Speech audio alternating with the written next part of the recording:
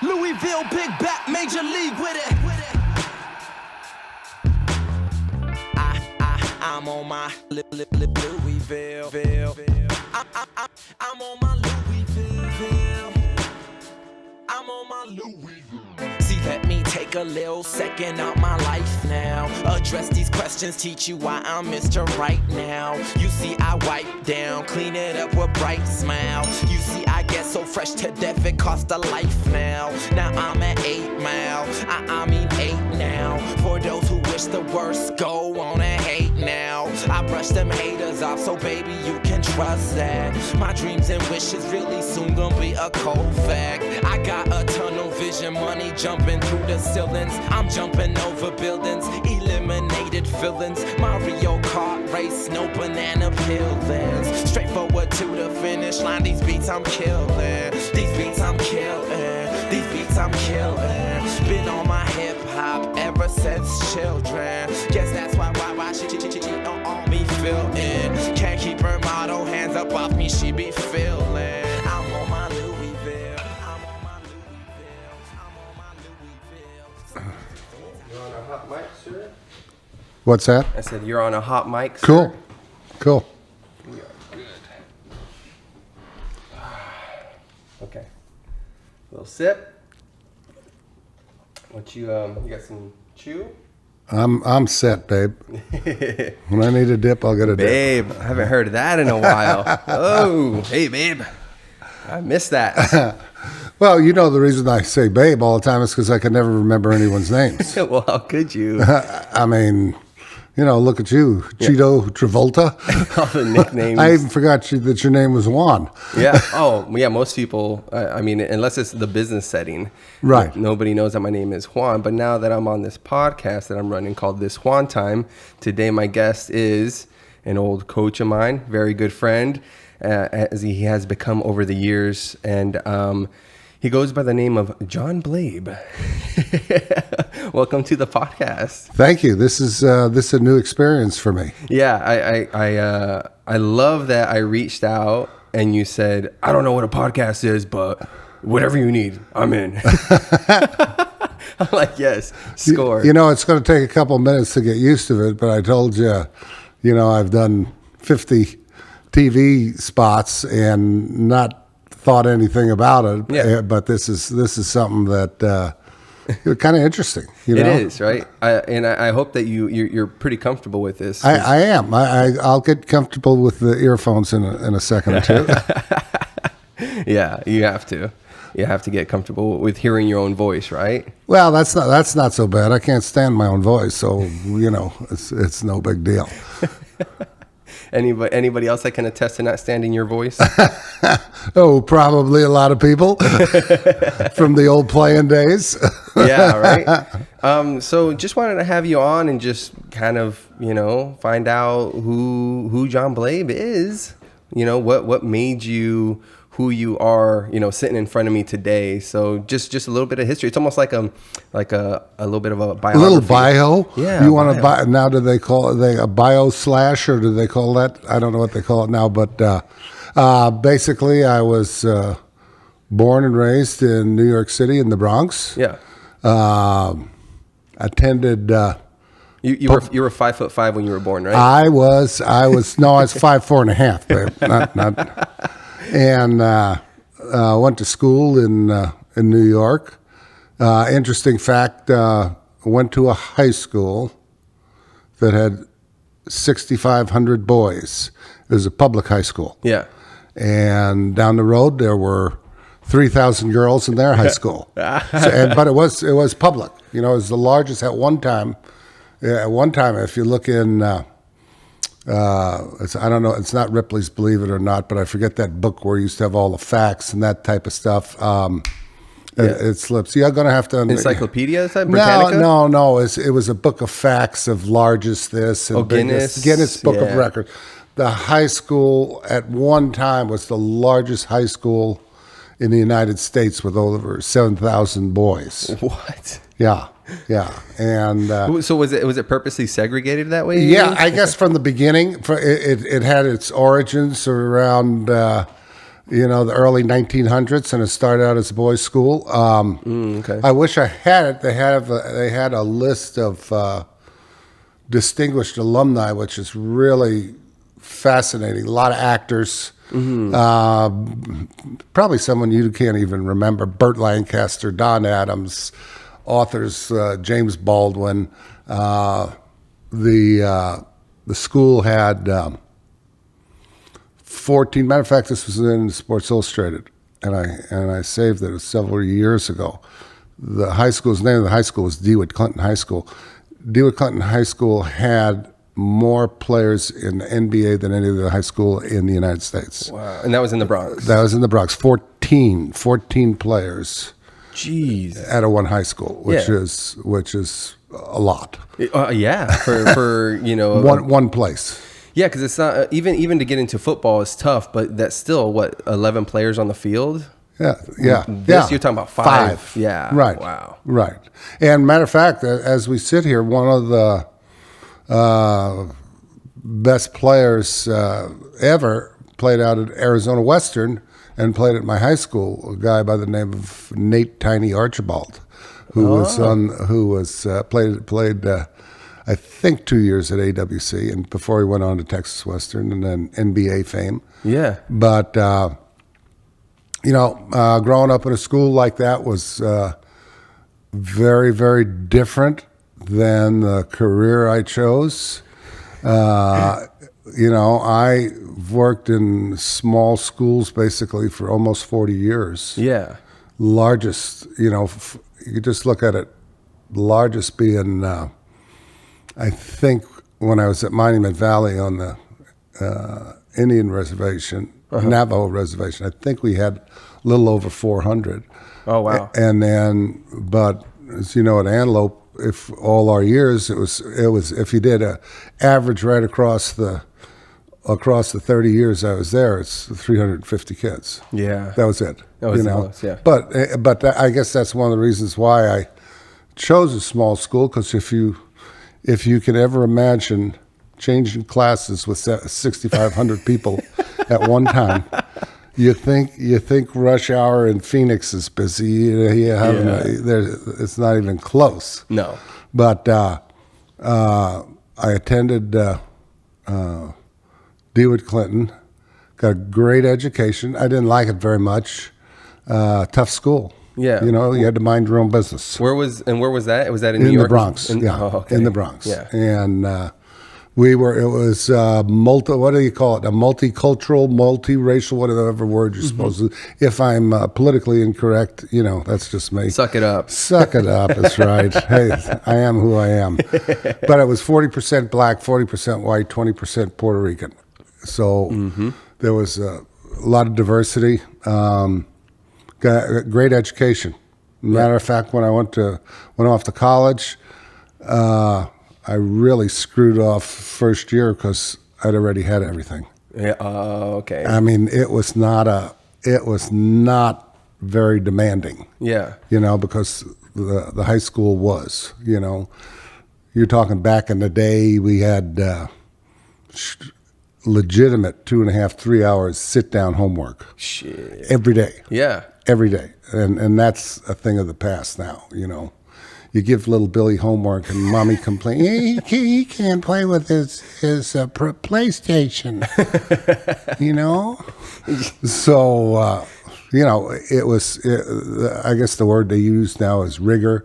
The rigor was tough, but gave me a lot of experience, and I think the biggest thing was I was like, I want out of New York City. I was not, even though I lived in a neighborhood. I bet you one city block, and it's tough for you to imagine, just one city block. It's tough in Phoenix or Tucson or something like that. One city block, we had like 120 kids on the one block. Jeez. And the blocks were no bigger. I lived in a 5-story walk-up. No elevator. Oh my God. Up and down all the time. But you could take 4 steps. Yeah, not. I mean, you had to. It was, you got your workout if you had to go 2 or 3 times up the stairs. Yeah. So, right.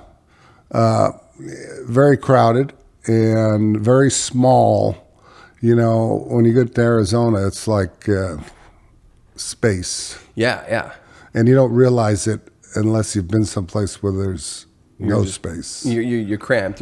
Oh yeah. We shared the 3. Elbows. I had my brother and my sister and I shared one bedroom, and since I was quite a bit older, they petitioned the wall and we didn't have a wall, just we had a bookcase that petitioned the room, and I think I had enough room to get out of bed and maybe pull my drawer halfway open. Oh, jeez. So it was tight.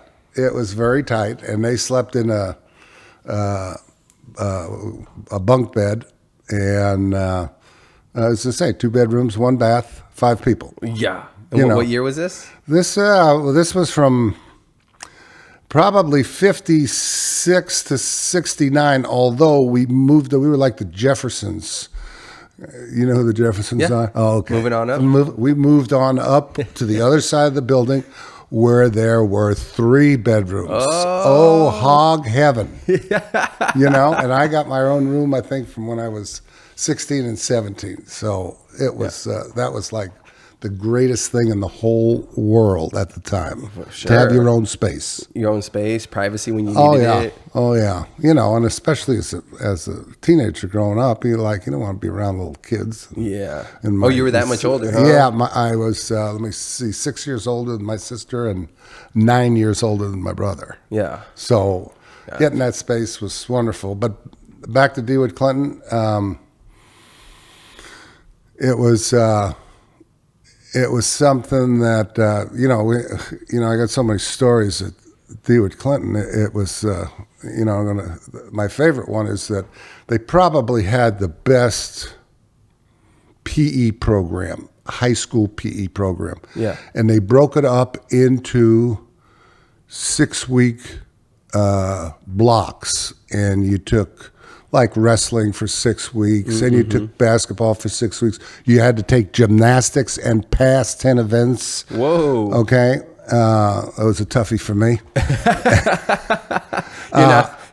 I wasn't. On the pommel horse? The pommel horse was bad enough. Parallel bars. My armpits got decapitated a few times. Yeah. But then we had swimming. We had an indoor pool at the bottom of the school. The school was huge, like 3 or 4 city blocks. One large, humongous building.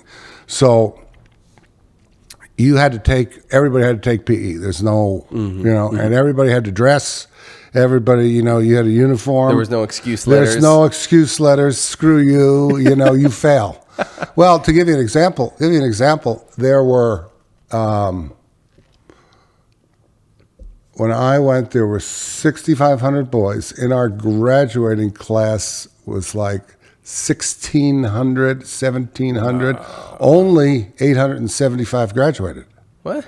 Well, back in the day, you didn't do your work. They said, get the hell out of here. Oh, yeah. You failed. There was no help. Makeup work. There's no this. Hey, either you do it or you don't. Yeah.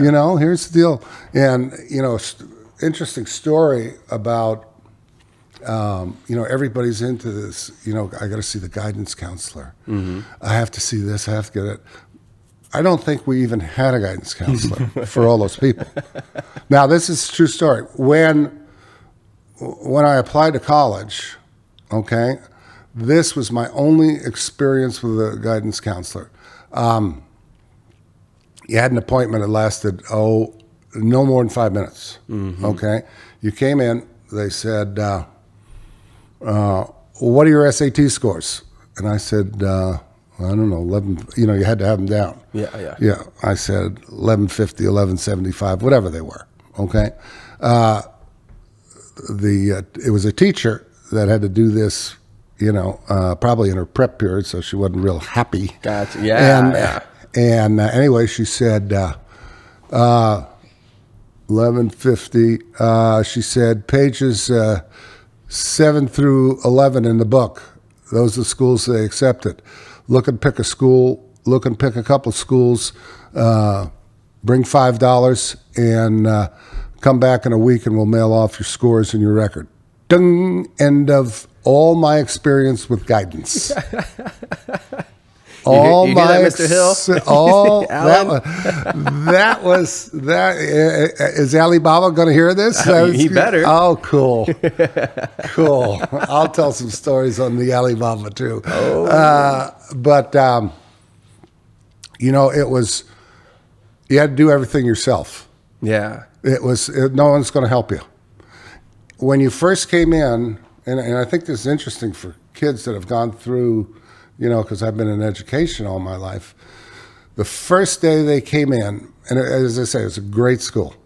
Great school. The whole New York City school system was fantastic because they had different high schools if you had a specialty.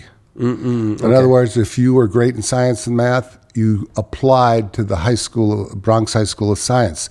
If you had some talent in architecture, they had a place called Brooklyn Tech. Okay, you probably know this one. If you were talented musically, dramatically, you went to the High School of Performing Arts where they did Fame. Yeah. And there were music and art and design, everything you can imagine. Now me, I just went to the regular old standby, get in there with all the boys. There was no special talent, But the first day, side note, my favorite actress in the whole world, Jennifer Aniston, was the last person picked in her class. She was it. After that, the cutoff went. She made it by one. Whoa. She's done good since. I'm glad they picked her as the last one. But anyway, when we went to first day of school, you sat down in homeroom, just like a regular homeroom. Your teacher came up and she said, okay, who wants an academic diploma? I would say 63, 60, 2/3 said yes, and she had this sheet. She just went choo, choo, choo, choo, choo, choo. Passed them out. She said, "Okay, who wants a general diploma?" It's 5 or 6 guys. Choo, choo, choo, choo, choo. Who wants a business diploma? You could get all of those back then. Boom, boom, boom, boom, boom. Okay. Who wants a VOAG diploma? Something that they've gone back to. Boom, boom, boom. Okay. She said, those are your classes. Don't fail any or you get thrown out of here. That's it. Like that. That's it. Here's what you got to take. Take it. You're on your own. Yeah. As a young kid, that's scary. Yeah, for sure. And the interesting part, and as I say, a lot of it, I just laugh the way they have a lot of education today. When we were in school, for your academics, you took like all of your core classes, algebra, geometry, English, history, whatever. At the end of the year, you had to take what was called a Regents exam. Now, a Regents exam was the state test. Okay. All right. Now, here's the difference between these yahoos that try to run education today and those that don't. As I say, we the rigor was pretty tough, but the last 2 or 3 weeks, we would have to purchase a book. I remember it was pink and black, and it had whatever subject, it had the last Regents exams for the last 15, 16 years. And all you did for the 2 weeks is take those. Was it the same? No, but the wording was similar. It was a tough test. Yeah. For instance, this is why I don't speak Spanish well. I took 3 years of Spanish. Hey. Basically, what we did is learn to read and write. Okay, and part of our Regents state test was that they had multiple choice questions and you had to write a little essay and stuff. But part of the test was the teacher got up and spoke in English, and you had to translate to Spanish for the paragraph. Then she stopped, and then she said, okay, now I'm going to speak in Spanish, translate it to English. And that was part of the Regents exam. Yeah. So everybody took this Regents in all the core subjects. Now, some of them were tougher than others, but if you passed, all it was they gave you a gold star. You know, they didn't put it on your forehead; they put it on your transcript. And what that star meant was that you passed all the state tests. You were automatically eligible to go into any state university in New York. If you didn't pass, it didn't mean you failed. Yeah. Like these yahoos today, these idiots, well, we have to, they can't pass Algebra 2. Well, who can pass Algebra 2? I mean, that's stupid. They got morons running the Department of Education. But you got your diploma, you applied to other schools, it just was that little extra, and a lot of the people, when I was in education, I bring up because all these people that they pay in to come and talk to teachers, I would always raise my hand. I said, you familiar with Regents exams from New York State? And they would go, yeah. I said, why don't you do it like that? Yeah. Well, we have this new, I said, new and improved. Oh, bullshit. You guys suck. So anyway, that was the academic, but I want to get back to PE since I just, you go through this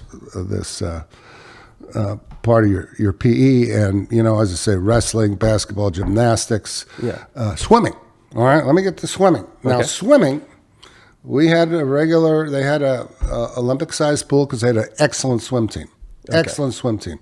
And it was in the basement, okay?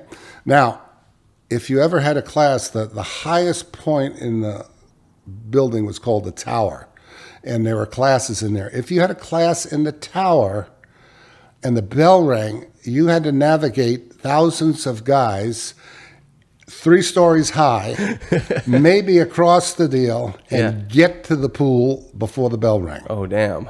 I mean, and they didn't tolerate, tardies and stuff like that, But anyway, this was our PE. In your swimming section, no bathing trunks allowed. You swam nude. What? Yeah.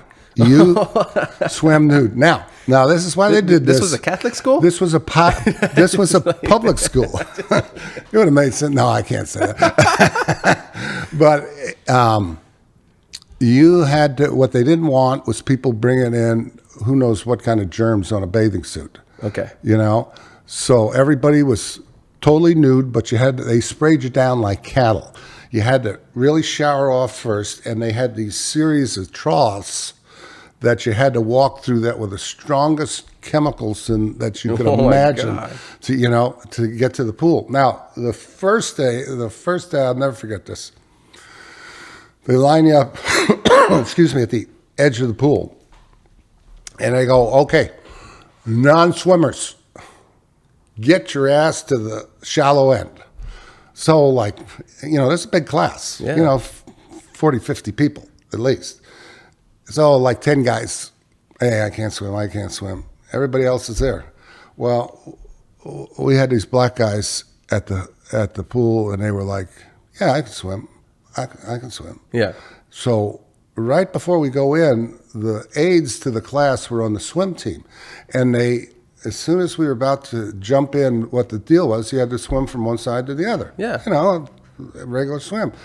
They brought out these poles. It looked like on that tuna show, Great Catch, or where they fish for bluefin tuna. They brought out the big sticks with a circle gaff. Okay, and the coach blew the whistle, and I, of course, jumped in. I could swim the deal, and I looked from behind.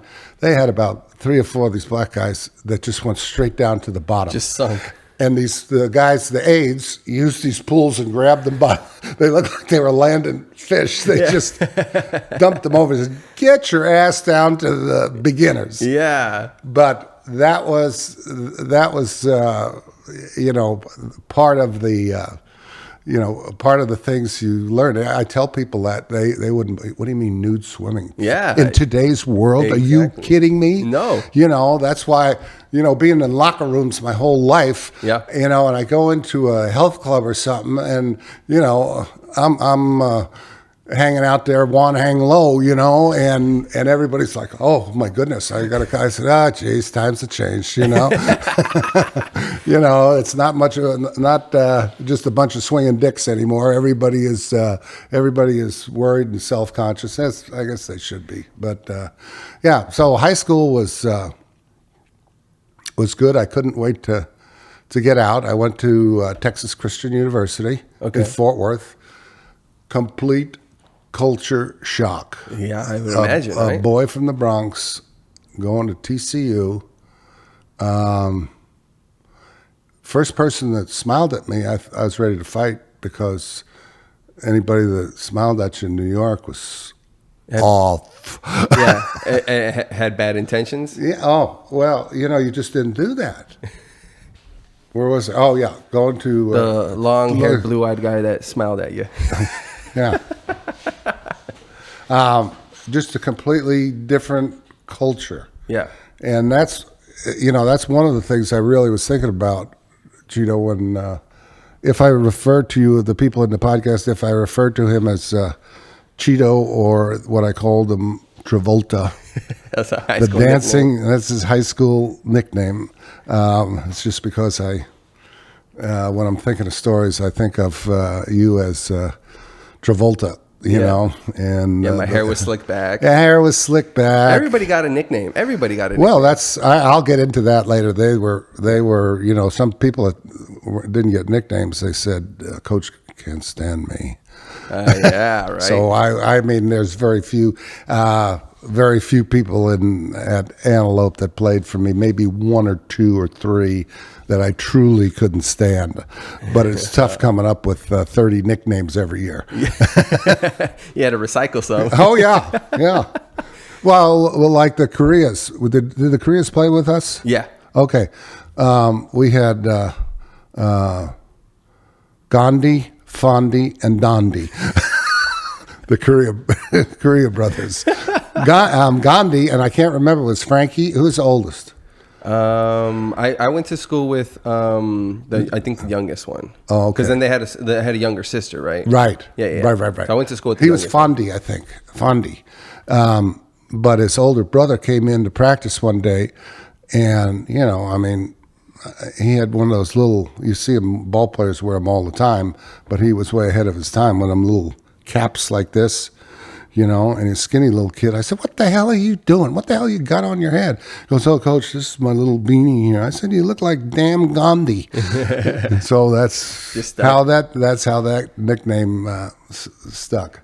And then the family comes through and you just roll right off. Yeah, there's so many brothers. They all played for me, and I was, I knew the last name was Korea, but I could not get remember Mike, Frank, and I can't even remember the other brother's name, But you remember the nicknames. Nicknames. Oh yeah. Oh yeah. That was the only way. Matter of fact, I had one year we had a really good basketball team, and I had two Jesuses. So one was Big Jesus and one was Little Jesus. I mean, that's how it's Jesus, Coach. I said, shut your damn mouth. It's Jesus to me. Yeah, don't you own that? Like, no, why people don't name their kid Jesus? Why? Well, that's what I thought when I came out west. I was like, man, this kid must be super. Wrong. But, coming out, went to TCU, enjoyed it. Culture shock. When you live, and I've lived in a lot of places and spent time in lots of places in the United States for long enough to know that wherever you go, believe it or not, it is a different culture. Mm-hmm. What's that Mike Myers deal, gold member? Oh, yeah. culture. Oh yeah, Mr. Evil or Dr. Yeah, Evil. culture. But that's the truth. You know, you go to. I lived in the South for 4 or 5 years. I'm sorry. You know, it was fun. It's fun. Don't be a wise ass to me, or I'll slap you. And that was a different culture. Texas is completely different. Yeah. Arizona is completely different than Texas. Lived in California. That's way different. Yeah. Okay. I spent a lot of time in the South. Of course, being from New York, I spent some time in New England. Oh, okay. Yeah. Okay. The only place where I didn't spend a lot of time was probably in the Midwest, Chicago, Ohio, stuff like that. But they got their own. Everybody's got their own culture, you know, and everything's different. You know, I mean, we think we're, you know, we live within the same borders, but our cultures are so. I mean, it is. But I'll tell you what, you learn from each one. Yes. You know, you can take the good, throw out the bad, but you're going to learn if you spend any time. Mm-hmm. You know, somebody from, even today, someone from a medium-sized town in Texas goes out to San Diego. A lot of them get freaked. Yeah. You know, they're like, I'm not used to this. I mean, it's, to me, it's, you know, they're saying to me it's wrong, you know, and then when people from San Diego to a small town in Texas, they're like, what are these hayseeds doing? So, you know, but anyway, it was a big culture shock. I learned a lot, got a great education in a lot of ways, not just book wise, but, you know, how to interact with people. Yeah. A lot of New York was not, you know, you were on your block or you had your team, and that was it. Yeah. I didn't go far. If you drew, I think the furthest, we took a vacation to Maine one year when I was about 13 or 14, and that's the furthest I'd ever been away from this block. Until college? Until college. Wow. You know, we didn't, you know, I mean, you might take trips out to Long Island or go fishing here, but not spending days or weeks in a different place. And when you do that, you think your whole world revolves around one block. Yeah. And it does not, you know, and I mean, it took a while for me to, you know, to understand that. And now I don't care where I go, you know. I mean, there's certain places I like, and certain, well, and they change too. You know, I was up in Seattle. I was like, I'm never coming back to this place. These people are freaking crazy. You know, I mean, I'm a conservative guy. You know, Ronald Reagan is my hero. You know, and you know, I go up to Seattle. I'm like, you guys got to be. You're out of your gourd. Yeah. You know? And I guess we live in this state, and as you travel across, I guess we live in what they call now the flyover zone. You know, you got the East Coast, West Coast, and Illinois, right? So we're part of the flyover zone. I think we are, right? I know. It's a hard pill to swallow. I know. Hey, you know, and that's, to me, that's the one of the things, because I did, among many things, taught all kinds of subjects in high school. You know, from English, history, economics, government, special education, PE, health, and I'm probably leaving out a few because OD, our principal, we used to before computers. Okay, we used to have a big white chalkboard. Or one of those shiny deals, those white shiny boards, you know? And they'd put everybody's teacher schedules on it, you know? And I'd go down, look at my schedule, and there was at the bottom of the deal, there was a big X. And I go, freaking OD, hey, Kahuna, you just do what's on there. I need an English teacher this hour. I need a history teacher this hour. Do some PE here. Teach this. I was like, geez. So there are lots of times where I had 5 different preps. Wow. You know, in the deal. But, teaching, one of the things, teaching government, and one of the things that one of my pet peeves now, and I don't want to get into politics at all, the political spectrum, Woo. yeah, but the thing that disturbs me the most is there's no more gray area. In other words, you have the left side and the right side, and so little in between. Mm-hmm. There's no, and when you teach, when you teach government, you realize how much was done through negotiation between parties, and now there's none. We hate you and you hate us. Yeah. And there's nothing, that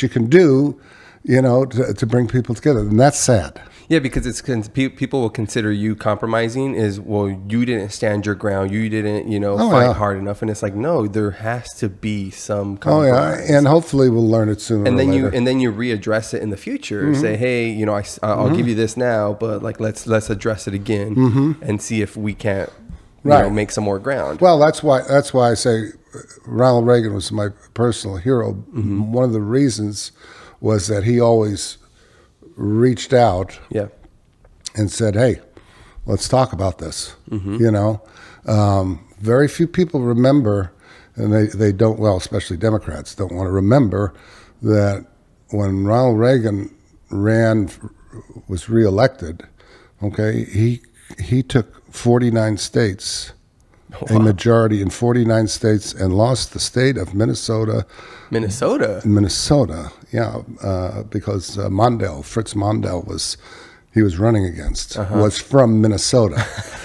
He was the U.S. Senator by a percentage point. Wow. To show and people don't realize how popular he was. They go, oh, Ronald Reagan, I just know the picture. But if you look at stats, which I like to do a lot of times, people don't realize how hard it is to, they're talking in these elections now. You win 49 out of 50. People must like you. Yeah. They must like you. Yeah. But anyway, he is my personal hero. I wish we had him as president now. If anybody has a Ronald Reagan portrait that they want to paint, go ahead and deliver it. I have 4 around the house. I have one in the garage, one in my man cave. So, but that's, basically, the political side. I think it's crazy. I think both sides are crazy. It is. And that comes from people not talking about it, because you're not supposed to talk about. Well, when politics. what they do is they fight. Yeah. There's no discussion, on either side, because they're bringing their emotions into it. Yes. Yeah. And I don't know what the future holds, but, it's too bad that they don't, back in the day. And when I say back in the day, a lot of people say, oh, I wish I was back in the day. I really don't. Yeah, I don't. I mean, I think there's some things that we did that were different that I wish they did today, but I realize that it's not going to happen. Mm-hmm. So, shut your pie hole and get on with life. Try to accept what's going on. And move forward. Especially with kids. I'll tell you what, as you know, I coached for almost 40 years, okay? Yeah, you've seen it change a lot. I don't see how people coach today. I think that the guys that I was with, and I thought myself as not a crazy man by any means when I coached, I mean, I got excited, but the kids today, I think it's with the parents that get involved with these kids, and what they expect or what you can say to them. You hurt little Billy's feelings when you told him he sucked. And the person across the table from me, I had many times I said, Cheeto, you suck. Yeah, I don't know how many times he always used to say, you're slower than whale shit. You're slower than molasses. I was like, you just have to accept it. I'm like, yeah, I am slow. Right. Or my favorite, I got to tell this while I'm thinking of it, because sometimes I forget. My favorite Travolta story is that we were in our senior year. It was probably one of the best, if not the best, experiences that I ever had coaching. And let me explain that. When we started your senior year, I looked at what was out on the field and I said, oh, dude, they suck. They suck. I said, we're going to get our asses kicked every week. Well, I looked at, and and I can't remember his last name. We had a left tackle that was so bad. All I can remember is his nickname, and I know his first name, but I called him Billy Moo. And Billy Moo played tackle for us, okay? And the reason he got his nickname, and as I say, I can't remember. I'm lucky I remember yours. You and HB have the same last name. So... and even she has her own nickname. It's not Blanca, it's HB. Yeah, it's HB. So I'm out there at practice, and Coach Hill has this kid out, and every time I walk by, he's got knocked in the grass. He's got his face mask in there. He gets knocked down almost every play. Yeah. I go, Alan, what the hell? He says, Coach, he's trying. Trying to what? Eat the grass? I said, grazing. He was grazing. I said, hey, come here, son. And he comes up and he's like, I said, you know what your name is? He goes, no, sir. I said, your name from now on is Billy Moo, because you got your damn face in the grass just like a cow.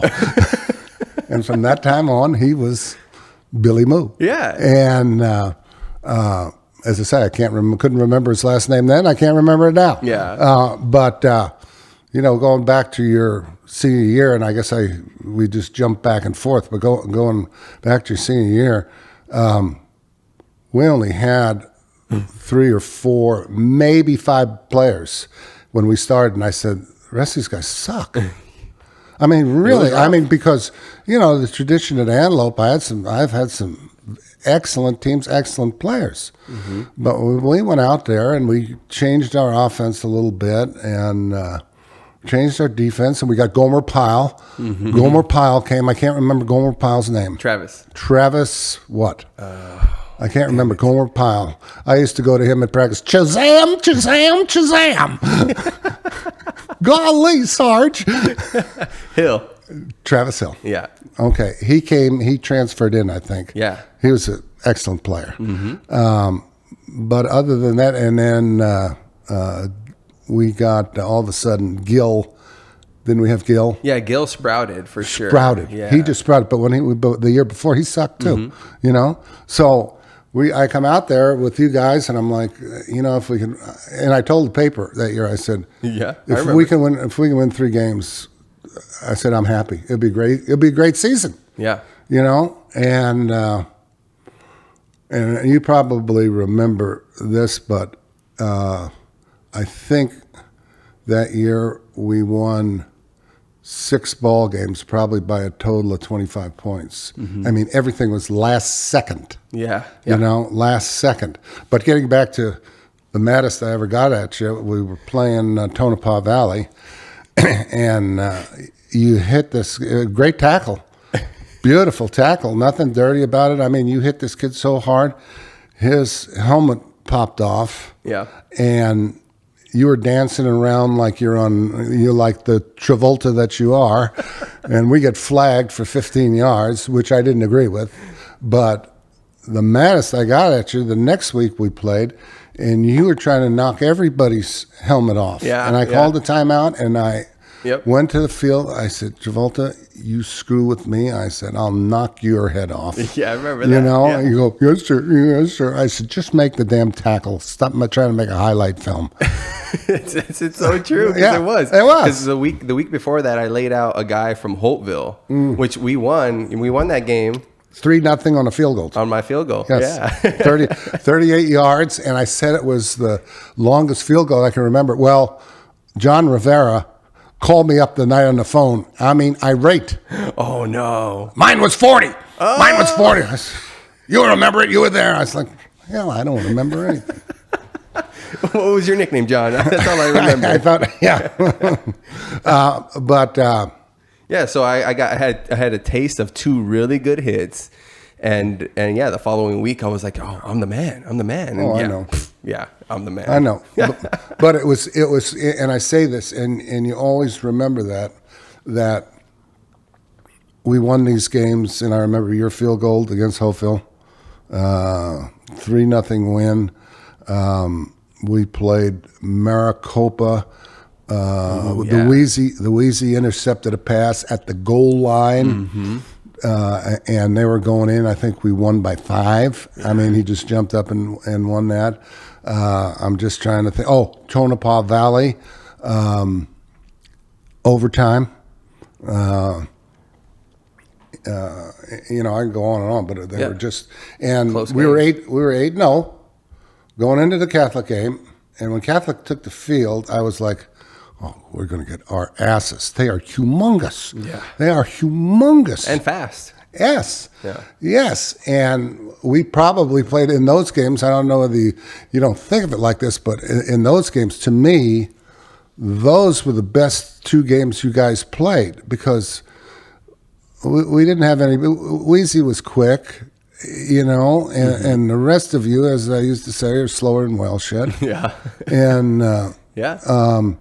we lost the Catholic, I think, 15-8 or 14-8, and they should have killed us. They were whipping us, and do you remember why you guys got so pissed? Yeah, the mountain. Tell them. Yeah. That. Pete told them earlier today because I interviewed Pete, and yeah, they managed to light up the letters YC on a mountain. On a mountain. Woo. You guys saw that in the huddle, and it was like, because they were just, and rightly so, they were just beating us like a drum. Yeah. And we came back, made a great ball game of it. We almost had it, except Goldmer dropped the. Everybody will blame him. I mean, that's not why we lost, but I mean, he had the opportunity to make it like really exciting there at the end, and he dropped the pass. Yeah, But to be honest with you, that's the only time I really changed the offense, and it was just because we were so bad. Yeah, I said, how are we going to get 3-4 guys involved? And still be able to do something because Wheezy couldn't throw it to my fence when we started.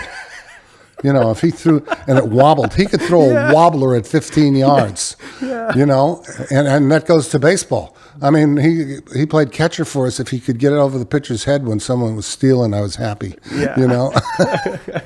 But great player. Yeah, great of course. player. Yeah. Great. I remember that year he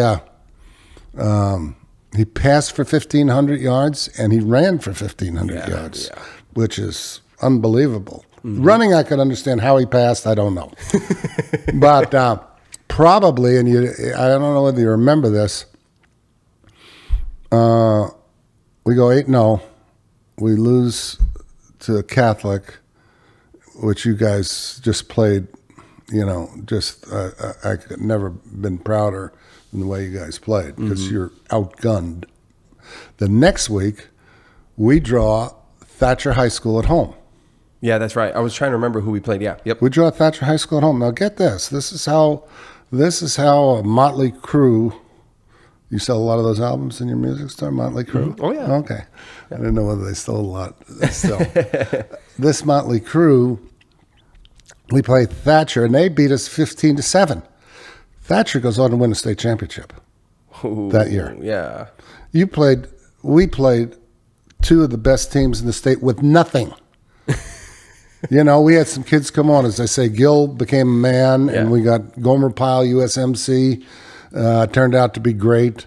Didn't we have, wasn't Madison a sophomore? I think he was, He was a sophomore. Right. Yeah, sophomore. He was a sophomore because Chance was like this skinny little freshman that we used, and he came on. I mean, everybody came on, you know, but when they started, I just laughed. I was like, and probably one of the best coaching experiences that I've ever had. And I've won a lot of games. Don't ask me how many because I never kept track. Yeah. But we went to state lots of times in all sports, and probably one of the funnest times I had with you guys was in baseball. Yeah. Oh, yeah. We had some of the best times in baseball. Yeah. Did we go to state? Yeah, we went to state. Did we not? I think we did. Then was Joe Frinfrock with us? Yeah. Okay. Yeah, Big yeah. Joe was our pitcher. Mm-hmm. I don't know how we got to state. I do remember we played some real fancy damn team from Tucson with, their third base coach had played for the Rangers, and their first base coach had done this, and you're stuck with the kahuna, So, but we played everybody good ball. And the thing I remember about that was, one, how much fun we had, and the second thing was that I took you guys after we played our game. We lost. I think we lost like 6-2 or 6-1, but we played a decent ball game. We took you guys to Pancho's All You Can Eat. Yeah, with the little flag. Oh my God! I just sat back and laughed. Yeah. Sat back and laughed. You talk about inhaling food. Mm-hmm. You guys it was amazing. Yeah. But those are the experiences as I've gotten older. It's not especially a team like that. It was easy. You ask what motivates kids. What motivates us? I will tell you what motivated. I didn't have to, as I got older, I'd say after, I coached until I was 60, but like from 45 to 60 was my funnest time. Mm. Because, quite frankly, I said, I don't give a shit. I mean, I know how to coach. Yeah. The community was behind me. Mm-hmm. I never had, a lot of these parents today, and I will say this about the greater Wellton, Tacna, Mohawk, Dateland, mm-hmm. Sentinel community, the best community as far as support. Mm-hmm. You hear about parents complaining. This was my rule, and I think I had two or three parents in my whole time there come in, complain about their kids' playing time. Mm-hmm. Coach, my boy's not playing, and he should be playing. And I said, why don't you sit down here? I said, your boy should be playing. Is that right? Yeah, he's pretty good. I said, would you tell me what you've done with him for the first 14 and a half years of his life? I said, you take him into town for Pop Warner? You send him to a gym? Mm-hmm. You play in any other sports? Well, they played some flag up there at Mohawk. I said, sports, not lunchtime activity. Yeah. And he goes, no. I said, so let me get this right. You don't do anything with your son for 14 and a half years, and you want me to make him a football player in 2. Yeah. Is that correct? Yeah. I'm sorry, Coach. I said, there's a door. That's the truth. That is. But you got to understand that the people were so good out there. Very little. We didn't have, in your group, we had no trouble. There wasn't one person I think I had to discipline or, mm-hmm. And, the community was supportive. As a matter of fact, most people don't know this, I started there in 1983. 83. Okay? And I coached football, basketball for like 15 years in a row. Or 14 years in a row, and I became the athletic director. I was the athletic director for the last 20 that I was there. Okay, maybe 25. I can't remember. Anyway, it was long. A lot of ADing. But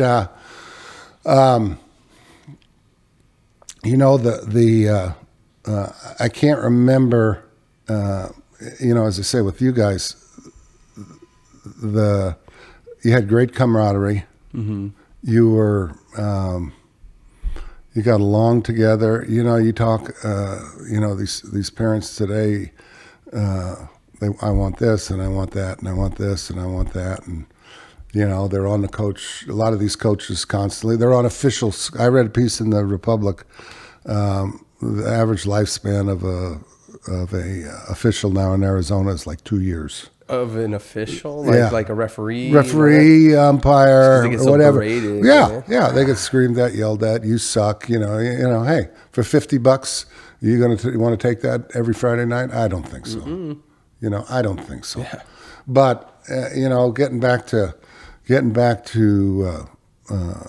Antelope, it was started in '83, and after a while, and I do remember this, and it happened.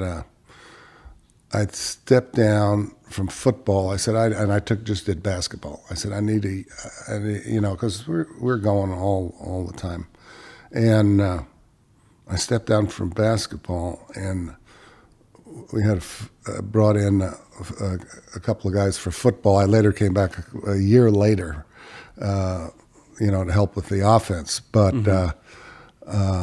The only problem I can ever remember, we almost had a revolt because one of the kids was quarterback and everybody hated him so bad that they signed a petition that they wouldn't play anymore. Oh, so, wow. And they brought it to OD.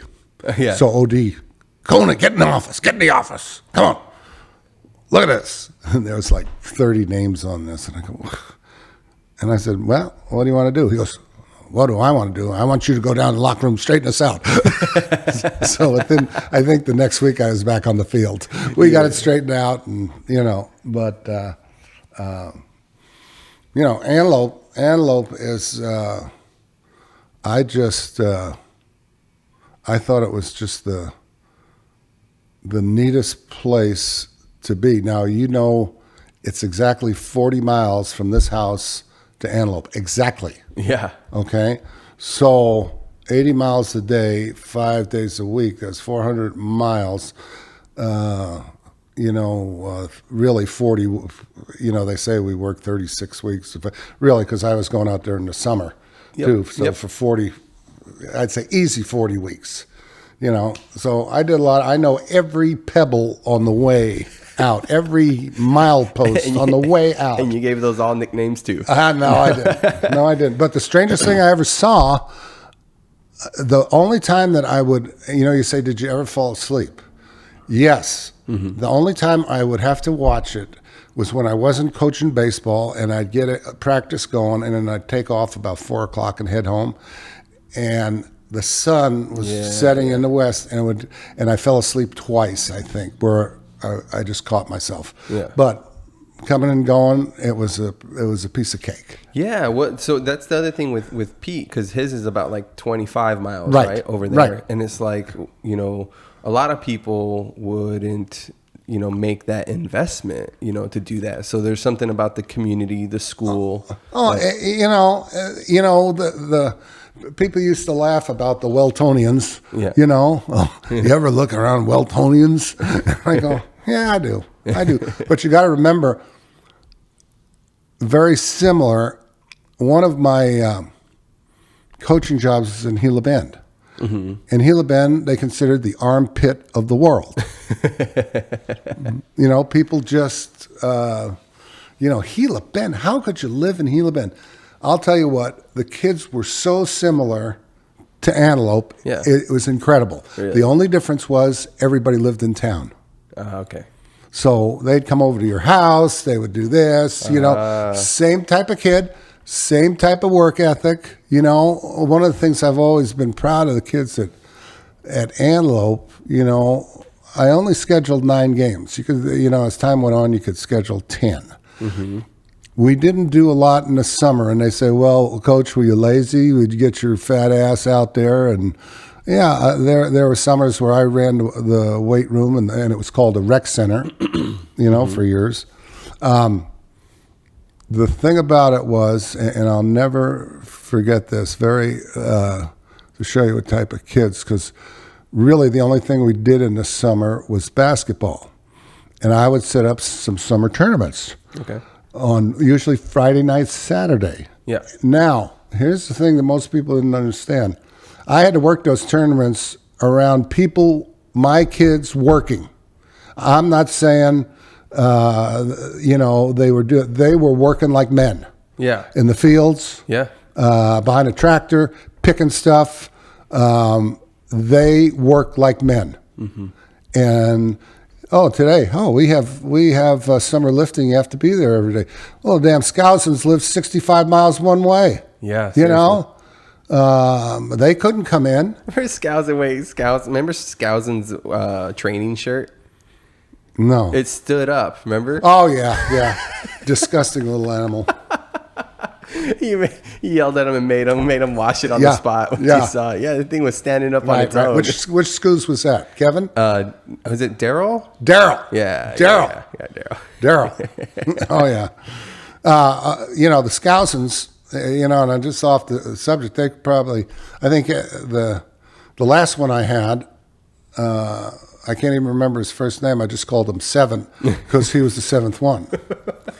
And he was a spoiled little brat. The little baby. You know what? Right. He got a TV in the house. Scouts has never had TV in the house. I didn't know that. Yeah. There's a lot of things you find out in this interview you don't know. They lived out in Sentinel and they farmed out there. Great story. Daniel Harvey, but we call him Daniel, was the oldest. Okay. And good ball player. The kids always played 3 sports. Mm-hmm. Because if they didn't play, Dad made them go right to work as soon as they got off the bus. Yeah. So they played football, basketball, and track when we had track. When I had to shut down the track program because of all I had was Scousins, in the track program. And the meets were running like, they go up to Lake Havasu. It cost me $400 out of my budget for 5 people to run. Yeah. And 4 of them were Scousins. And I said, the hell with this. I said, we can't do it. So they quickly switched sports and became some of Pete's tennis Twinkies. Oh, that's right. Every one of them. They didn't want to go to work, but that's motivation right there. They on one summer basketball trip, we would go to Imperial, we would go to Brawley, mm-hmm. We'd go all around. We'd go to Apache Junction, and I'd pile 6, 7, 8, 9 of them in the van. We'd play 3, 4 games and then come home. But Daniel sat next to me, and I was like, Dan, what's it like working on the farm in Sentinel? And Dan was very direct. 7 Scousins, 6 of them were valedictorian, and 1 was salutatorian. Yeah. Okay? I can't remember who the dummy was, but, none of them were dummies. They all have their masters and above, every one of them. Yeah. So I said, Daniel, you say you work on the farm. What do you do? And he became real serious and said, well, Coach, he said, when we're in kindergarten, a little bit before, he said, we're expected to pull weeds and run tools to Dad. And I went, 4 years old? Yeah. Yeah. We pull weeds and run tools. And, he was pretty good to us, he said, because after working from 6 in the morning, we got to eat lunch and then we got to take a nap. I said, that's awful nice of them. Yeah. And he said, well, I was driving a tractor by the time I was 11. Yeah. Country. And I think the funniest deal, I didn't see it, but they told me, they said at that tractor rodeo, they used to have the kids go on an obstacle course around the deal. Yeah. And they had Daniel, every one of them was in FFA. But here's the deal that you don't know. They were never allowed to raise animals for the fair because their dad said the way they do things at the Yuma County Fair is not life. Yeah. You don't get 50 pounds $50 a pound for beef. Yeah. You go and they raise their animals, but you go and you take it to Phoenix like real life. And their dad said, that's not real life. That's make believe. Yeah, it's dress up. That's just some rich guys with a lot of extra money. Yeah. And that was one great thing about the Scouses. But I said, but at the tractor rodeo, I wasn't there, but they said, Daniel, you drive that. He goes, you don't want me to drive against these guys. He said, Daniel being very honest, he goes, it's no competition. Yeah, it's not going to be any fun. He goes, I'll race them backwards. Oh, wow. Okay. And he raced them backwards. Evidently, they beat him backwards. Jesus. So that's with the Scouts, work ethic, the work ethic, and they went close to where they live off of Sentinel. It was I don't know, 50 miles one way. Wow. It's further than what I went. Yeah. And what would happen was when the oldest one could drive, he'd take the young ones in, and when they had to ride the bus, they were always reading on the bus, vociferous readers, which was uncommon at Antelope. Yeah, for sure. I didn't read. No, nobody there really read. A few people. But funny thing about the Scouts is we go up to play Parker at a Christmas tournament. And I think it was, I can't remember which one. Anyway, we get their rooms and I say, okay, lights out at 11. And I go and check every room. And of course, it was back in the day, 2 to a bed. I imagine if you did that now, they would have hung me by my nuts, for putting 2 boys in a bed. But, that's just what today is. So I walk into the room, and there's Scows and somebody else, and they have the covers pulled up. And, of course, I ordered them pizza, They have Jay Leno on the deal. I said, Scoozy, I said, you? He said, Coach, we never get to see TV. Yeah. This is a big deal. I said, okay, just don't watch till the Star Spangled Banner comes on, because back in the day when the programming went off, they'd play the national anthem and zip it, Yeah. But that was, an amazing family, and there's amazing people at all over at Antelope, and that's just an example of it. And your team, a couple other teams. I have so many. I think some of the work that I did, and I don't take a lot of credit. I'm just, I've had my accolades, and no big deal. 10 years later, who cares? Yeah. I don't, and I remember, great story, kid Chris Salazar. Oh, yeah. Okay, this is a true story. Is this the trip? Well, we got to get to the trip. Okay. Because he was just a character in himself. Yeah, for sure. That's another guy that needs to do stand-up. Oh, my goodness. Yeah. Was he funny? Yeah. I pulled him by the ear so many times. I thought he was going to have an ear like an elf, Did you name his gut? No. I'll tell you. Here's what happened. Chris Salazar comes to me, sophomore year. He's had trouble at Yuma High. He's a wannabe little gangbanger. Yeah. He was a turd. Smart ass, smart mouth, everything else. So, I'm the type that you're nice to me, I'm nice to you. Mm-hmm. Well, he started giving me a hard time. I go, son, you are playing with the wrong man. Yeah. Because I will eat you up and spit you out. And I made his life miserable. Every time I could find something wrong, I just drilled his ass and drilled it and drilled it and drilled it. Finally, he came up to me and goes, hey, how come, and by this time, we had the hole in the wall. We go into the hole in the wall, but we had the hole in the wall, which was my office where anywhere from 6 to 16 hung out in a tiny little office until the bell rang, and then they didn't want to leave then to go to class. But anyway, we already had the hole in the wall. And he goes, how come you treat those guys different than me?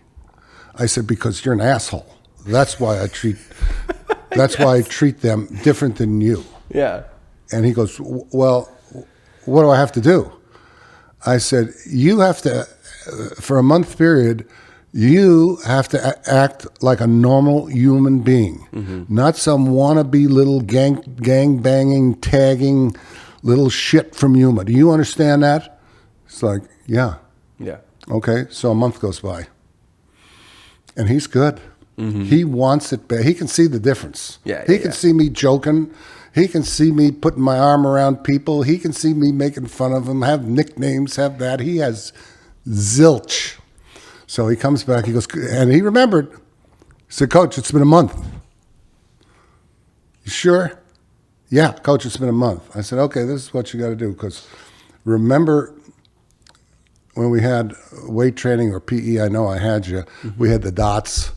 You know, the dots on that other side of the gym. You know, I had you warm up, and you had to do your dots and stretch before you ran and lifted, all that BS. But I go, okay, this is what you got to do in front of everybody. You got to lie on your back, put your arms and your legs up in the air and wiggle them. He goes, how come? I said, because your name is going to be Squid, and you are lower than whale shit. Yes, I remember. And so here he is, all 275 pounds of him, waving. And from that point, he was the Squid. Yeah. And one of my favorite people of all time. We still get together. Yeah. I still see him, you know, and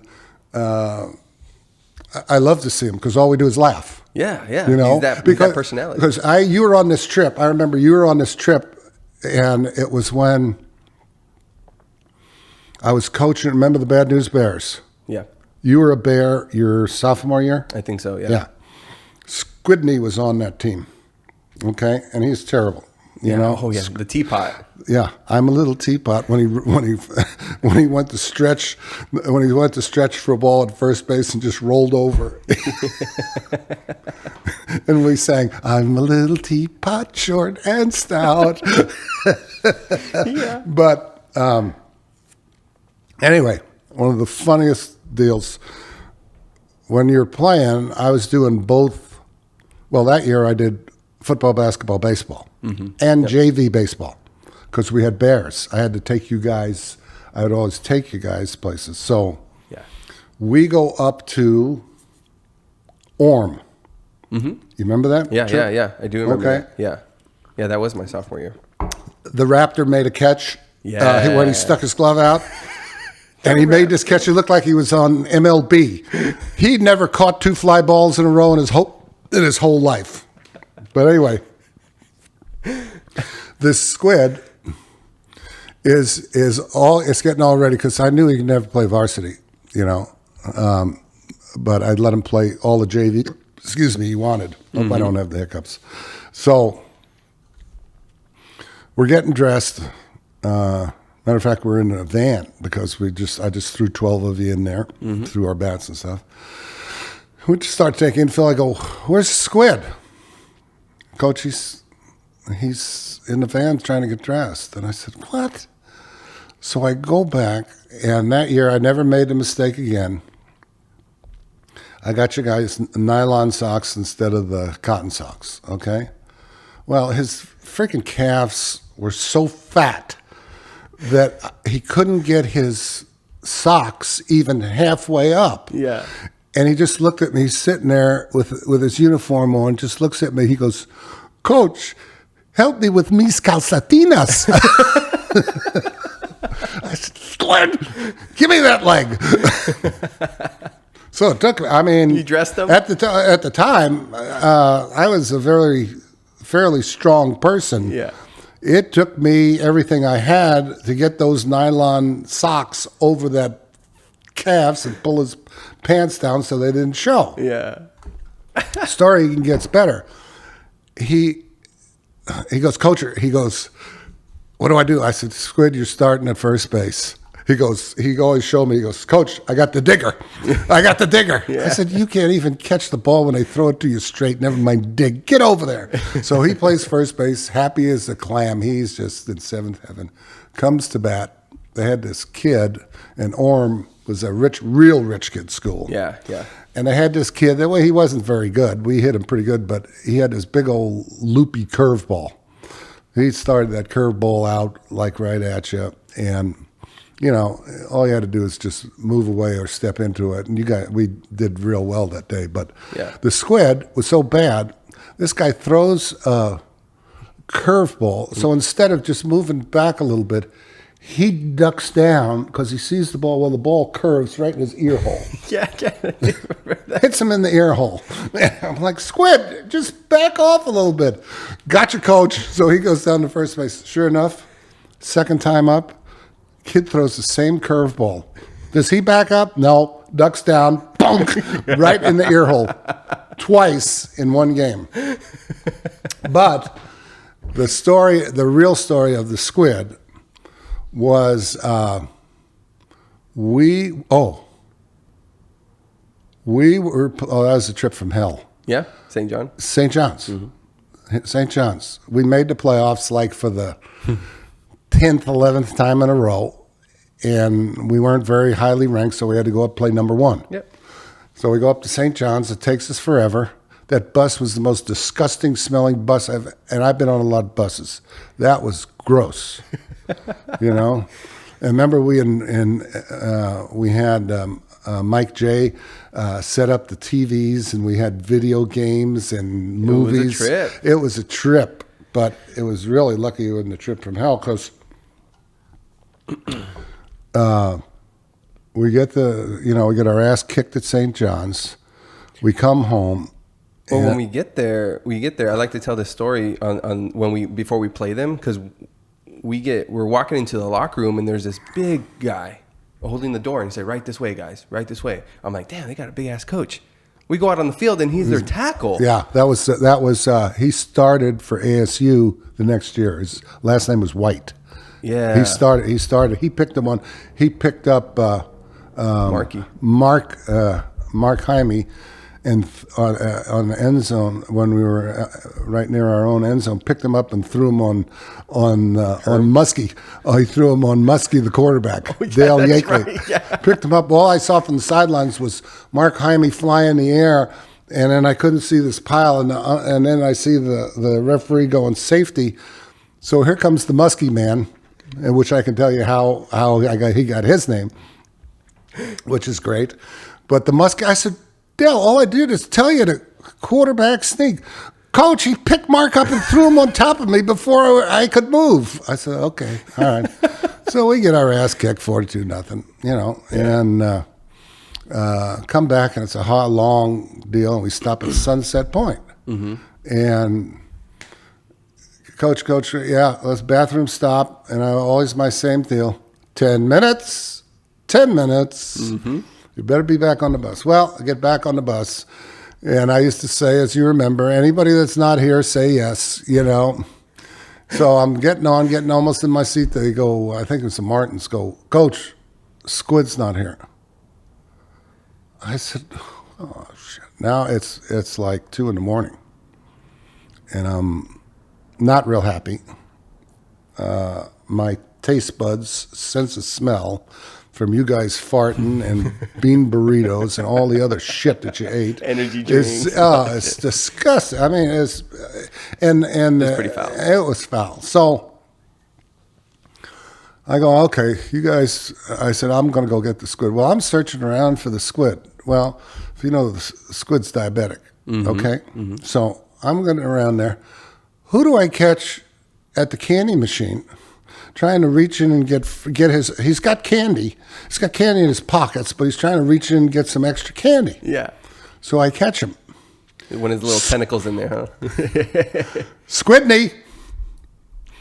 And he goes, yes, Coach A. I said, come here.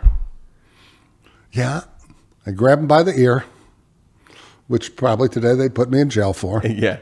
Lead him back on the bus, and it takes me a good 5 minutes to find him and get him back to the bus because he didn't even walk real fast.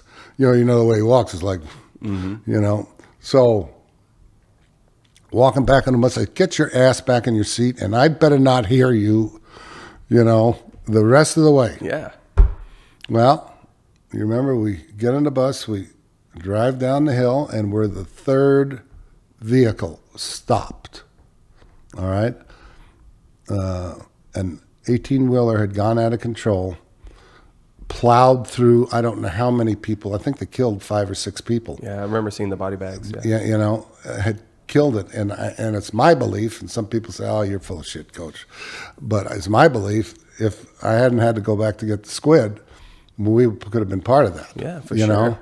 But the story gets better because now, as bad as the bus was, we have to wait 3 hours before we couldn't turn around, we couldn't go forward. Yep. 3 hours in that, that's like cruel and unusual punishment.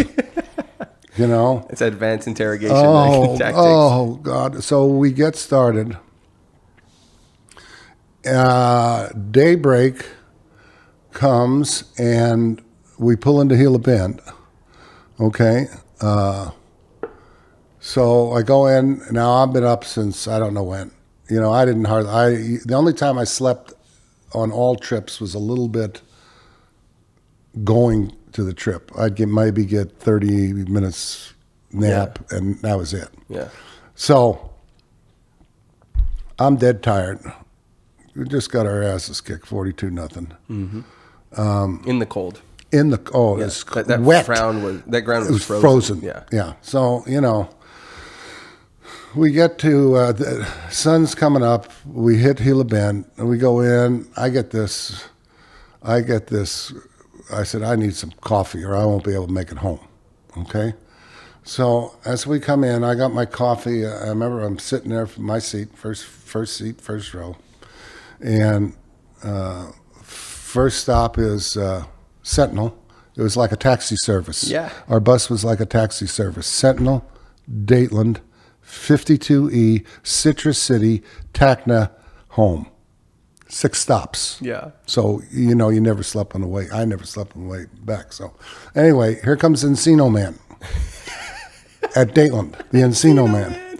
With a straw. I forgot that one. With a straw out of his mouth. Well, he's got to say goodbye and give him a little soul shake to everybody down the row. Yeah. Okay? And I'm not paying attention, which I didn't. I just waited until I got off and I told, okay, let's go with the bus driver. Encino Man comes and he gives somebody this big soul shake and turns around, and I'm sitting there with this hot cup of coffee. He hits my arm, the coffee goes up in the air and lands in my lap. Oh, no. You want to see him move off the bus? It was quick. Is that speed on the field? Oh. We get back to Antelope, and the story continues with the squid. And I'm not happy with him, at all. I didn't really realize the extent of what went on, but I'm not happy with him. You got to get, small town football. Coaches got to take care of equipment when you get in. We didn't have an equipment manager. We didn't have zilch. Yeah. It was me, Alan, and Charlie. And we get there. We unload the stuff. We were so tired. It's like 11 o'clock, okay, in the morning. We got on the bus the day before at 7. Yeah. Okay? Yep. Okay. Well, part of my job with the squid was because he lived so far away and he didn't have a ride, I used to go down to La Gerda every day after practice and drop him off. Yeah. And then his sister would come and pick him up. Yeah. I put him in the truck, and I'm just like eyelids, and then he goes, Coach, I forgot my insulin kit. Oh, no. I said, I'm going to kill you. You're not going to die from insulin shock. I'm going to kill you. Where'd you leave it? On the bus. We go back to the school. Of course, the bus is gone. Yeah. I got to find out now where the bus is. One of the drivers had taken it home to Wellton. We have to go around Wellton and find the bus driver, open the bus up. I made his sorry butt go get it in there. Sure enough, there's his insulin deal. We get back in my truck, drop him off at Laguerta Pass, drive home. When I got home, it was noon. Jesus. So that was the whole story of the squid and the famous trip to St. John. Yeah, to get our ass kicked. Yeah, we knew that. We knew going up there. I know. Yeah. Well, part of the deal, here was the deal, as far, people set goals. Mm-hmm. And I had forgotten about what our motivating you guys was hard, but not really hard. Like in football or basketball. In basketball, we went to the Final Four like 3 or 4 times. Yeah, I think 3 times we went to the Final Four. So we were good, really good. Back in the day, we were very, very good. That was more, can we take state? And in basketball, we could never beat Thatcher, who won 8 or 9 in a row. Wow. We'd get to Thatcher and get beat, but played good. Yeah. But anyway. Motivating young kids, what type of kid do you have at Antelope? Well, I have these type of kids that it's not like a regular football program, because I used to have to beg, borrow, and steal to let you guys lift weights. Come on, please. And then the thing that used to piss me off the most, I would be on people's ass freshman and sophomore year, and because everybody was so weak, they were afraid to lift. Yeah. Here I am with a bar and 25 pounds on each side, and I'm a freshman, and those seniors are laughing at me, and I'm afraid. Mm-hmm. I don't want to do. Well, the thing that used to piss me off was, I don't know how many, lots, I'll just say lots, really took up weightlifting, excuse me, hard there in between their junior, senior year. I had people just, you were probably one of them, that just went from, being the weak little mm-hmm. person that you were to our best linebacker and running back. But it was that process, and over the, everyone saw how strong they got over the deal. And you know what they would do right toward the end of the season, and I wanted just to slap them. They would come up to me, they go, Coach, why didn't you make us do this our freshman and sophomore year? Yeah. I'd be like, come over here. You know how many times I told you to lift? But motivation, my motivation with the kids at Antelope, especially the football kids, I got the secret to it. In the time that I was there, I believe in the last run it was 13 out of 15. The last 2 years I were there before I retired were horrible. Yeah. Horrible. I'll go into that, and that's part of culture. But, until 09, from like 99 to 09, I think 11 years, I think we went to state 10 times, maybe 11. Mm-hmm. Did we advance? No, not too much. But here was the goal. You guys your ultimate goal was to go to state. Mm-hmm. Okay? And when you guys were having just a shitty practice, as I got older, I said, fine. You want to practice like that? You want to go out on Friday night and listen to those drunks on the fence and not go to state? And see what they say to you? When you're telling me you're not doing anything on Friday night, and I know you're rolling around in the desert, you want to listen to that? No. I said, well, then you better practice and better play hard. That was the motivation. Yeah. Do you want to go to state? You want to be like everybody else? Yes. That's all I had to say. Yeah. There was no big long speeches. If you remember, if I talked more than 2 or 3 minutes pregame, it was unusual. Yeah. That was the motivation for our culture, our Antelope culture. Mm-hmm. And it worked, as I say, some of I can't name because I've forgotten their names. I can name one or two kids that I couldn't frankly stand. They made me sick to my stomach when they walked out on the practice field. And I remember one of them just, he didn't last long. He got the boot. I don't know whether I booted him or he booted himself, probably a combination of both. Mm-hmm. But I remember telling this young man, he was such a shit. And I went over and I talked to him, and he just had this attitude, didn't really talk back to me, because if you talk back to me, you're gone. Yeah. You're gone. He was like, tough guy type deal. I said, you know what, son? I said, I'm going to tell you what they're doing now. Now they are putting your numbers on your cell at Florence. Oh. Because in 2 years, you're going to be in that cell with your name on it. He's like, well, I was off by a year. 3 years later, he's in the slammer. He called it. Yeah. Oh, I could tell. I could tell with that. You're going, because around school he was even worse. He was at his best behavior when he was on the field, and that was horrible. Yeah. So, but as far as the kids went, fantastic kids. Fantastic kids. As I said, the transition from, and the reason I came to from Gila Bend, it's kind of twofold. When I went to Gila Bend, first year there, I really liked it. Uh-huh. Small school, great kids, hard workers, a lot like you guys. Worked in the summer, worked at this, would do anything you asked. Most of the staff got fired after my first year. Stuff I really don't want to go into, but they got fired. Okay? Well, the superintendent comes into me one day and says, John, you're the new head football coach, basketball coach, baseball coach, and athletic director. And I went, you got to be kidding me. How old were you at the time? 20, no. Came to Gila Bend in 78. I was 27. Okay. I was on the reservation. I was a head coach at 22. Oh, shit. Horrible one. Yeah. Horrible one. But I was the head coach at 22. Look good on the resume.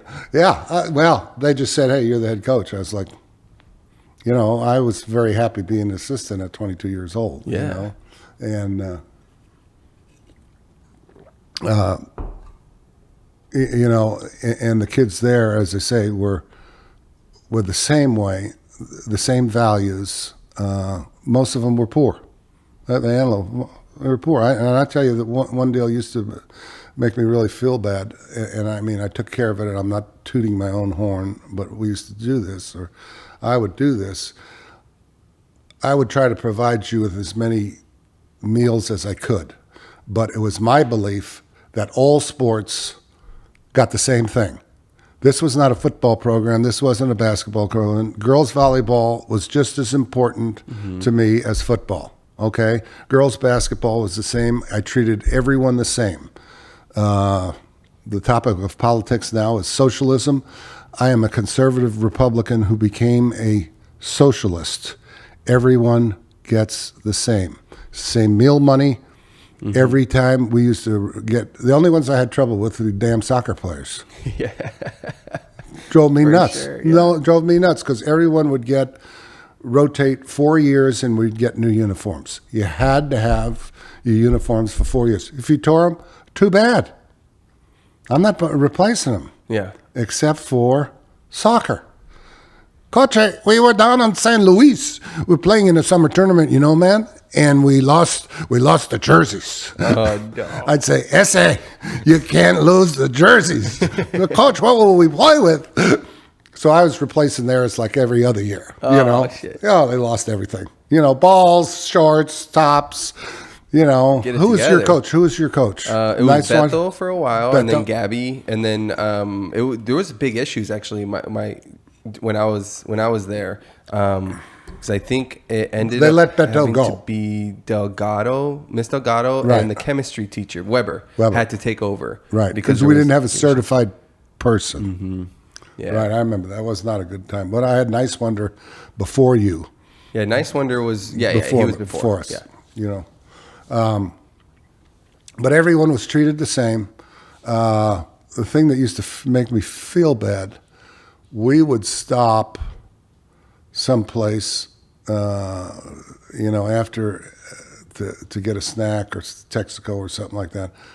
And it really made me sad because everybody'd get off and there'd be 2 or 3 kids that would lie down in their seats because they didn't have any money. Mm-hmm. And it was a deal because I did not want to give them money, but they would be real embarrassed. But I'd make and I remember the best one I ever had. I had probably, I'll say, the second greatest athlete I ever coached at Antelope, Lester Calvin. Oh, yeah, I've heard stories. Lester Calvin could flat do it all. Yeah. He was fantastic. Football, basketball. To show you how great he was, we had track, and he was a sprinter. I think he won the state 200 easily, or 400. I forget what it was, but he's amazing speed. Anyway, Jason Simpson taught him a week before divisionals how to triple jump. A week? A week before divisionals. Lester Calvin won the state championship in the triple jump as well as the 200 or 400. Jeez. Now, that's an athlete. Yeah, gifted. Yeah. But anyway, he was my best on buses because I'd say, Les, I'd give him some money, and I'd say, Les, take care of those guys. And he'd go back there, and he scared the crap out of them. Hey, get up there and get in. No, you hear what I said? Okay. They would go in and get something to eat. Yeah. But the deal is that most of the kids, or a lot of them that I coached, came from humble beginnings. Mm-hmm. Yeah. And that's yourself. Yeah. I know the Weezy had goats, chickens, and everything else, and every time he was late, he'd say, I was chasing the goats in the pool. It's like, what? Oh, yeah. What? Yeah, the little farm. The little farm, Yeah. But they came from humble beginnings. I always respected it. My greatest deal is to see, even if I see them once every 5 years, what are you doing? Coach, I'm working here, here, here. It's like the squid. Yeah. Squid's working out at the mine, out past Ogilvy, doing a great job. Yeah. Proud of him. I couldn't be proud of him because what he came to, what I first saw, and what he turned out to be was such a 180. There's been so many. That's the great part when I'm retired that I look back on. It's not, sometimes you remember you think coaches remember, I have this many wins. I used to remember the ass kickings we got sometimes. Yeah. We gave a lot of ass kickings, but we got ass kicked too. For sure. Like I always remember St. John's. I remember one year we had I thought, awesome ball club. We went down and played the state champions in Florence, and that's before the 42 mercy rule. We got beat 77-0. Oh, my God. Yeah, they won the state championship. But yeah. We thought we were good, and I was like, "Oh my God!" But those are the ones I kind of remember and laugh. I just laugh. I was like,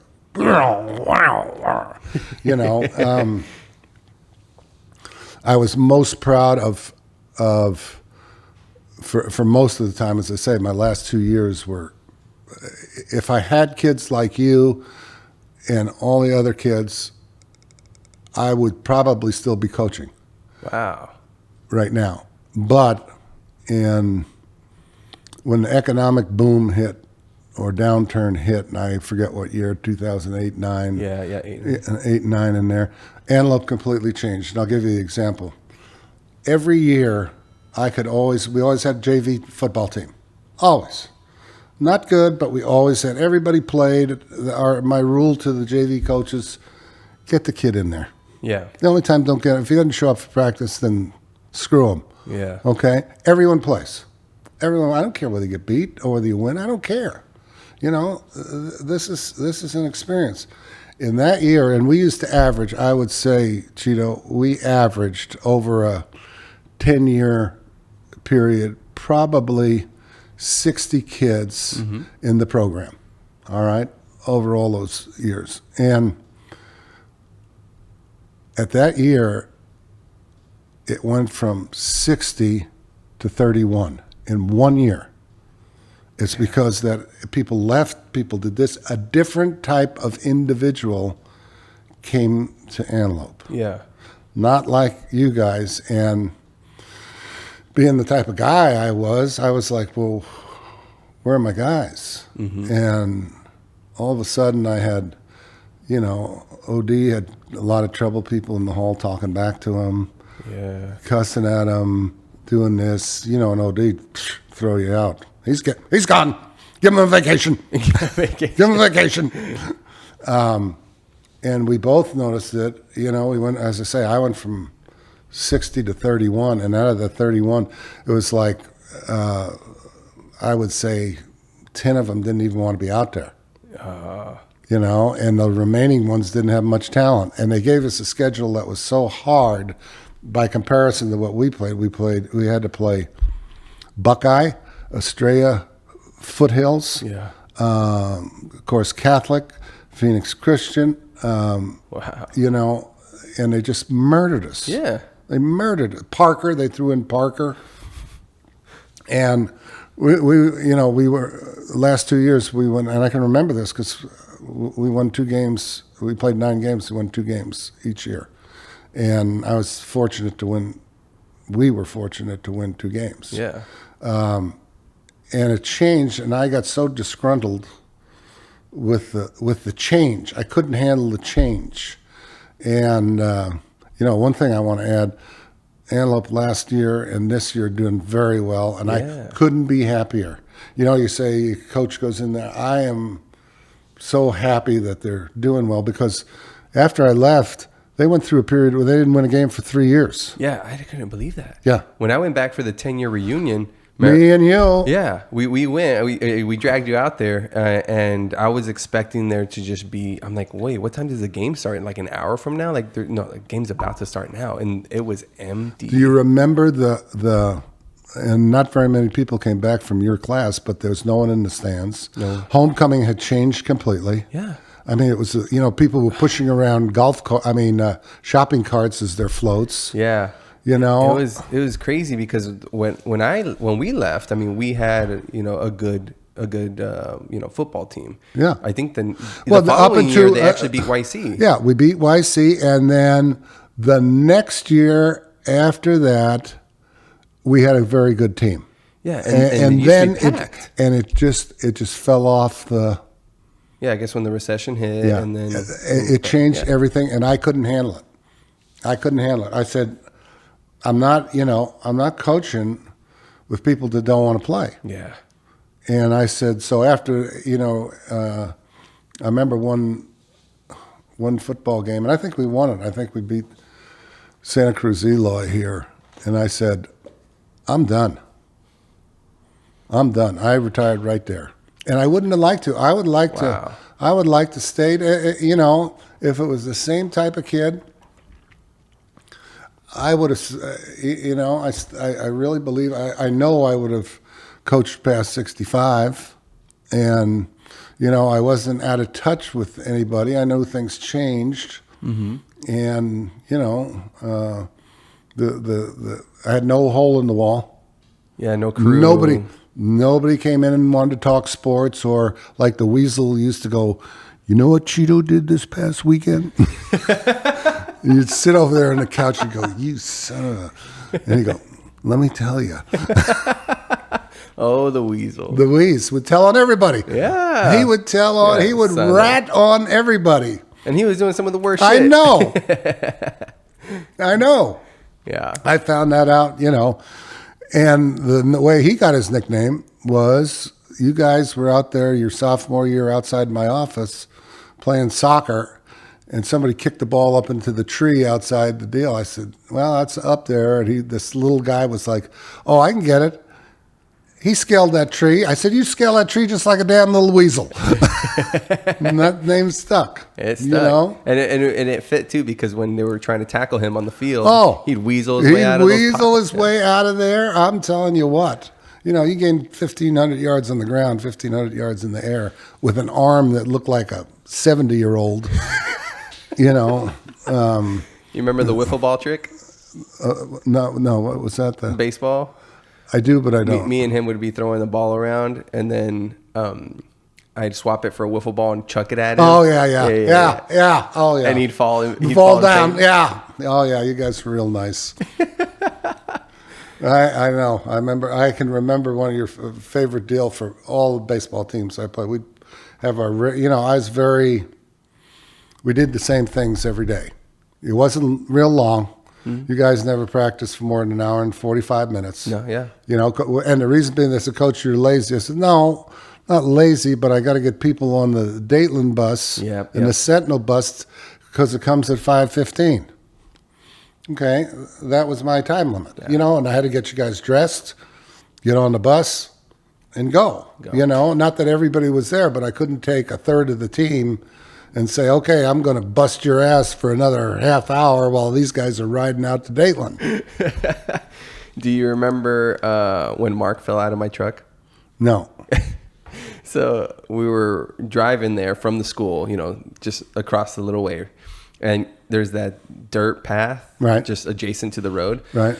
Well, the rat gets in on the passenger side, and Fernando jumps in the back and hugs the cab, and Mark and the Weasel are in the back, and they're like, okay, well, we'll just kind of like, you know, surf it. Yeah. So we fucking hit the dirt pad, and they start rocking. And I think Mark bumps into Nacho. Nacho's about to fall off, so he grabs him, pulls him back, and then Nacho bumps into Mark as he's getting pulled back, and then I'm like looking in the mirror like, holy shit. And then I look forward and I'm like, oh, there's a tree. So Mark was about to like get his balance, and I had to swerve to miss the little bush, and he just falls right out. Oh, and he says all he sees is Goodyear, you know, as he sees the tire go by. And luckily it's the desert, so it was padded in dirt, but he just gets up, dusts himself off, and we show up and practice like nothing happened. Oh, jeez.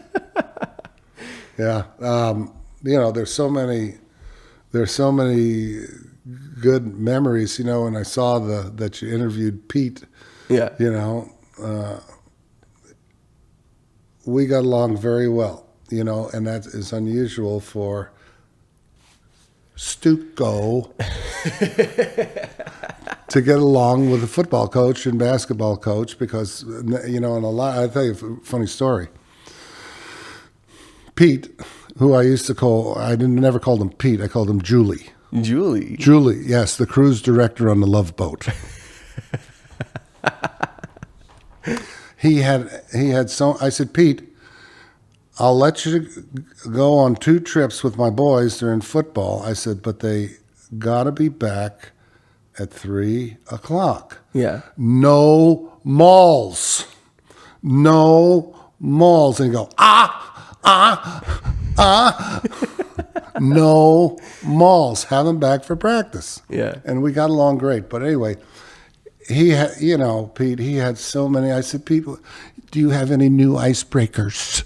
You know, and he go, So he had the state convention at Antelope. I don't know whether you were there, but he had the state convention at Antelope. Everyone in the state comes around. I mean, it was like a 3-ring circus. Yeah. And I was there. I had to be there all night. And I was walking through the gym, and all these Stuco leaders are there. And Pete, and we got along great. Yeah. Pete and I got along great. You know, he was great. He was wonderful for the kids at Antelope. Yes. Absolutely wonderful. He's with, I would say, 10, 15 Stuco leaders. And so I come walking by. I said, hey, Pete, you need anything going on? He goes, come over here, John. Come here. And he goes, well, I'd like to introduce you to our football coach. And 14 of them went, I said, what's the big deal? He goes, at their schools, they do not get along with the football coach. They don't want their players to have anything to do with student council. Oh. You know, and they're always saying, you're not taking a kid 1 minute, you know. Yeah. And I thought the guy from North High School was going to have a heart attack. I said, hey, we're cool, man. Yeah. We're cool together. But that was and Pete, as I say, Pete, it was a good combination because you guys were with Pete and then you were with me. So you saw two completely different personalities that, and both, I hope, but I know beneficial, you know, to your, definitely, to your high school life, you know? No doubt. The other thing, one of the things about Antelope was that it, for the most part, you had very caring teachers. They cared about you. In activities, with the exception of maybe one or two, they were there for all your stuff.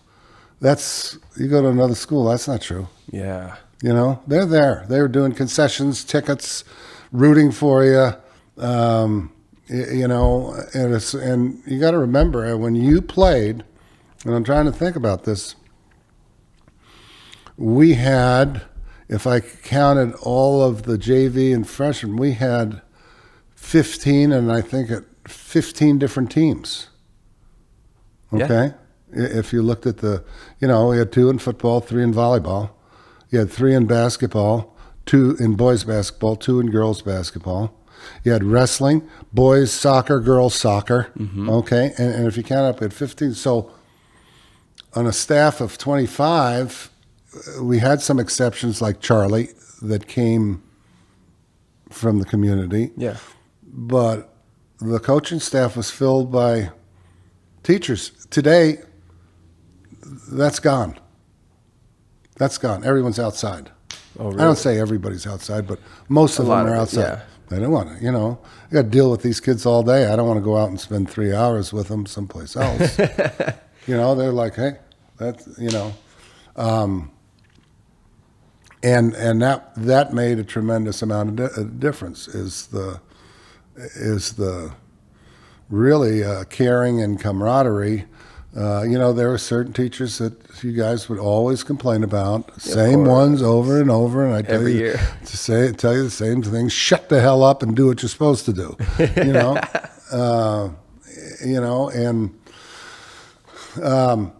I'm just trying to think as I pre Gila Bend, I spent 5 years in Gila Bend, 30 years at Antelope, 4.5 years. I was on the Navajo reservation. Yeah. Completely different culture. I thought I went to the moon.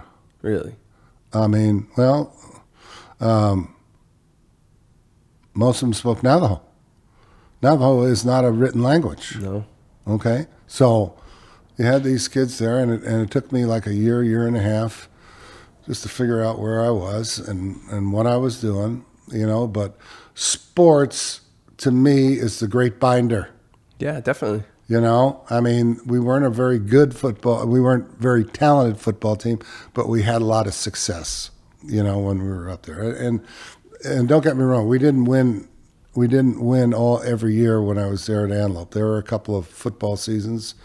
You remember the bad? I remember, when I said I remember the bad, I can remember in the 90s we went 2-7 and 4-5 back to back, which for us was not good. Yeah. Our record from you guys, I think you guys were like 8-2, which was unreal. With what we had, with what you had was unreal. But most of the time, if we played 9 games, we'd always win at least 6. We always qualified for state. There's certain teams, Catholic would beat us, or we'd play somebody that was out of our league and they'd whoop us. But we played, back then we played, we used to play Hopeville that was triple our size. Yeah. We used to play Imperial. That was quadruple our size. But you know what? We beat Hopeville 2 or 3 times, and we beat Imperial a couple of times. It was just dependent on the deal. So we played everybody, and it was you know, the kids that were, you know, the characters. You know, Dale Yakeley is a trainer now. Mm-hmm. I think he's at the base. I think so. he's in charge of their recreation at the base, which is a very big job. Yeah. You know, that's a huge job. But his nickname was Muskie. And the way he got his nickname, Muskie, he used to go with this girl, and I can't remember her name. But anyway, I would come in, get out of my car, because I parked the same spot every morning, go through the deal, and he would be out here loving and kissing his girlfriend, and they would be so much in love. And I'd go like, you know, I haven't had my second cup of coffee. Cut this stuff, would you? Go around the corner. I don't watch you guys make out. Yeah, and go in front of OD's office. Yeah, oh yeah, yeah. So one day I saw them out there, and they were just cuddling, you know, how high school kids, some kids do different things, but they were just cuddling, and they were just like oohing and eyeing.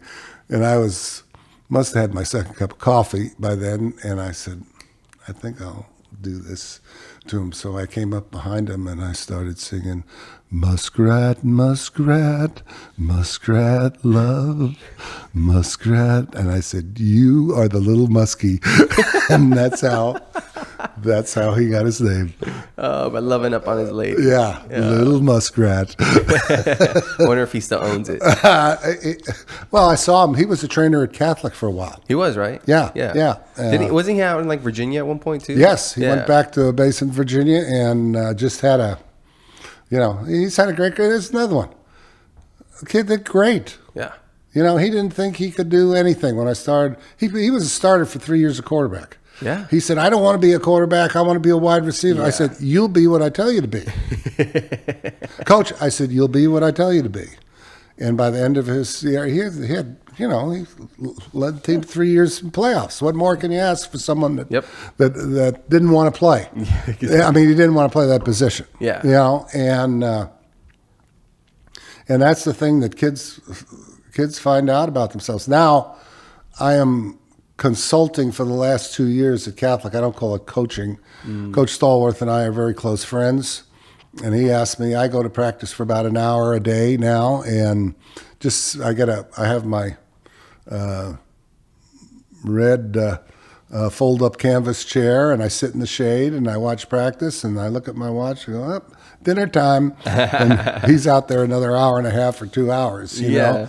And I go to the games, and I sit in the box, and I wear my headphones just like this. And it's a very different program than what we had, you know. I mean, they got everything, you know. Yeah, for sure. Because believe it or not, Cheeto, we had headphones, but I never had anyone that knew what they were doing to go up in the booth. Yeah. So I never wore them, you know. You know. So that was just the way it is. It was. And it was, I would not, I tell people this, I was offered at one time I was offered the Catholic job, head coach. I was offered the Yuma job. I was offered the head basketball job at Cibola, Kofa. The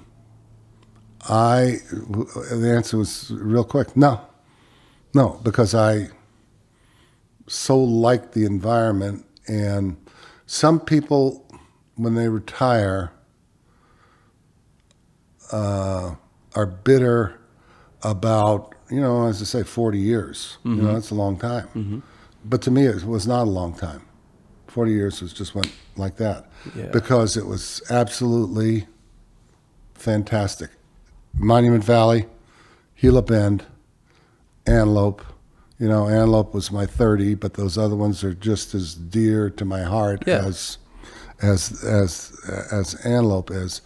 And they're bitter because they hated their work. And I know you've run into this with people that are, I hate my job. I just want the paycheck so I can buy this and buy that. Yeah. I could give a damn because, you got to get a paycheck. Of course. But I'll tell you a little story about my daughter when she was 3 or 4 years old. she came out to the ball game with Judy, and they're only my girls are 18 months apart, and they were coming out to watch a basketball game, and she's 3.5, and comes up. She drives up to the gym and parks, and she turns and looks at Judy, and she goes, "Mama, is this where Daddy lives?" Wow. Mm-hmm. So it was all encompassing.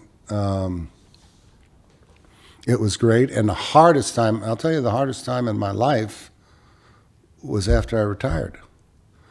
Because, I said, 40-mile drive, okay?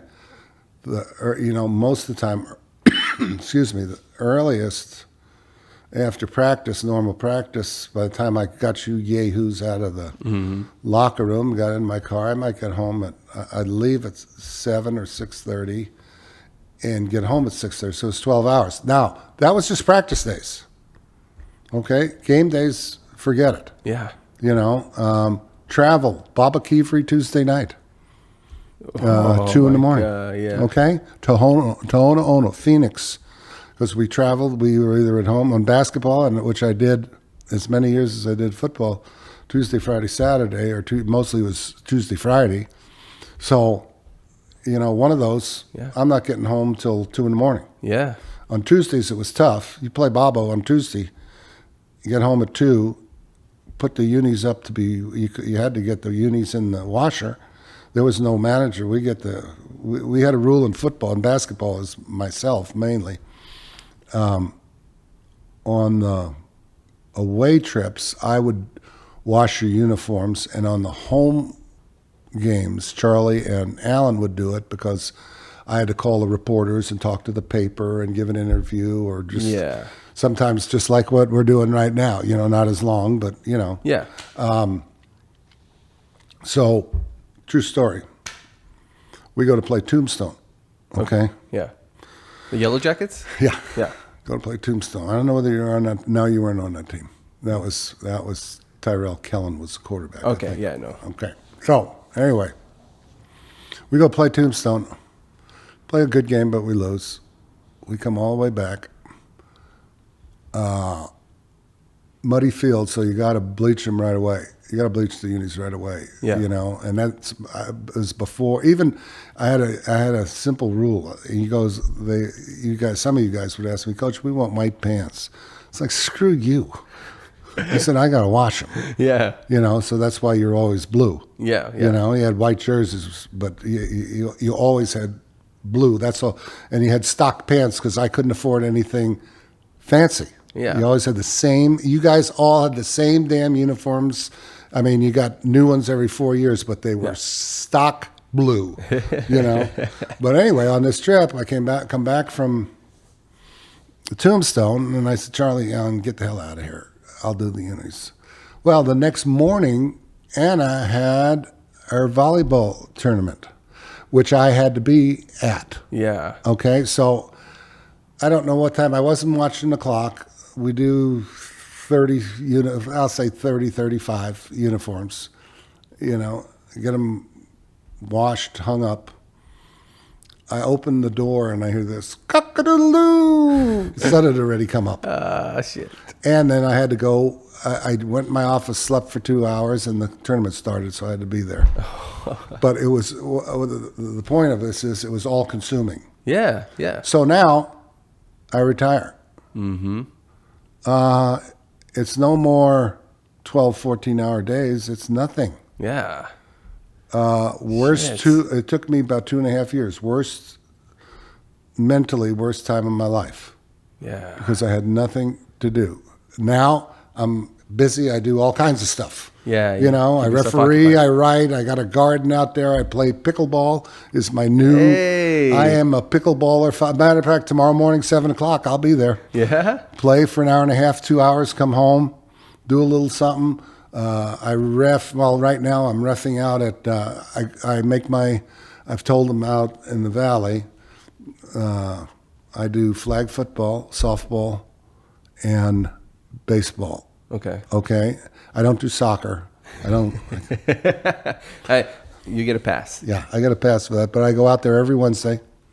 When basketball season rolls around, I'll do girls and boys basketball in town, and then I'll do flag football for the Crane district in here. Okay. So I referee about 100 games a year. That's what I figured, about 100. Love it. Junior high only. I was in part of my deal. I went into AIA, tried to get in referee, and I said, I am not going to listen to a 23-year-old kid yell at me about a call. Yeah. And I was only doing JV and freshman. It's like, I know more basketball in my pinky than you know in your whole body. So that transition, Cheeto, as far as life deals, how you have to turn, and now, as I say, I've got something to do all the time. Good. And it's wonderful. Yeah. You got to keep that going. Oh yeah, because like you said, it went from being all encompassing, always having something, to next thing you know, you're exactly. Like, well, people think they look at that poster and it's like, oh, just up on a beach, drinking a mimosa or something. Oh, no. And it's like, yeah, that's gonna last 4 days. You know what that is? That's called a drunk. Yeah. And you can turn into one real quick if you don't watch it. Yeah. I'm serious. Yeah, no, because now I'm thinking about, oh God, I used to just love it, and they say, why'd you? And once you quit, and I made the mistake, I was so frustrated and so out of sorts that I took the head Kofa job for 1 year. Yeah. I do recall that. After 2 weeks on the field, I was like, I don't belong here. Yeah. I mean, it's horrible. It was horrible. The way they did things, just their whole atmosphere, I was like, you made a mistake, John. Yeah. And I hone up to it. I said, hey, I made a mistake. I was frustrated. But now, as I say, I've got 5 or 6 things to do, and yeah, you I'm got a a column camper. in the Yuma Sun. Yeah, I do it every other week. It's on that. If you want to read it, it's www.jbcoachescorner. Yeah. You can put it on your deal, and it's got, I think, everything I've written except maybe 1 or 2 articles that we didn't get on. Oh, gotcha. Is that also the blog? So yeah, that's the blog. Okay, and that gets automatically posted onto the Yuma Sun every 2 weeks? No, I'll write a story and send it in every 2 weeks, but then we also put it on the blog, and it has an accumulation of it's archived. all my archives. Okay, and so there's hundreds, 100, because I used to write once every week. Oh, gotcha. And then I said, that's demanding. I mean, I'm trying to do one of these every week, and even that's like, whoa. Yeah. And you sit down and, at one time I don't believe it, but at one time they said they have a circulation of 100,000, which I don't believe. More like 50, more like 30. But you take into consideration that 30,000 people are reading what you write every week. Yeah. And 99% of the feedback I get is very positive. Awesome. People, if I miss, they go, why'd you miss? Yeah. Why'd you miss? Something happened? Are you sick? It's like a vacation. Yeah. Right. So on the one I read today, you actually touched on the scandal going on with... biggest scandal I've heard in 40 years. Yeah, Justin Hager. Mm-hmm. Is that anything you want to touch on? Because you had... Yeah, sure. You were close as far as for the 2 years. We were close. Yes, very close. Matter of fact, we stayed in contact when he went to Cibola. Yeah. I helped him get his job at Cibola. Yeah.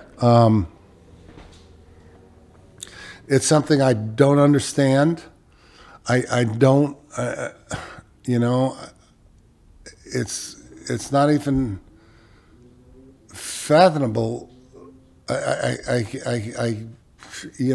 it comes to this, I'm at a loss. Why would you do that? Yeah. Why, for your own team? Why would you betray your own team? It makes no sense.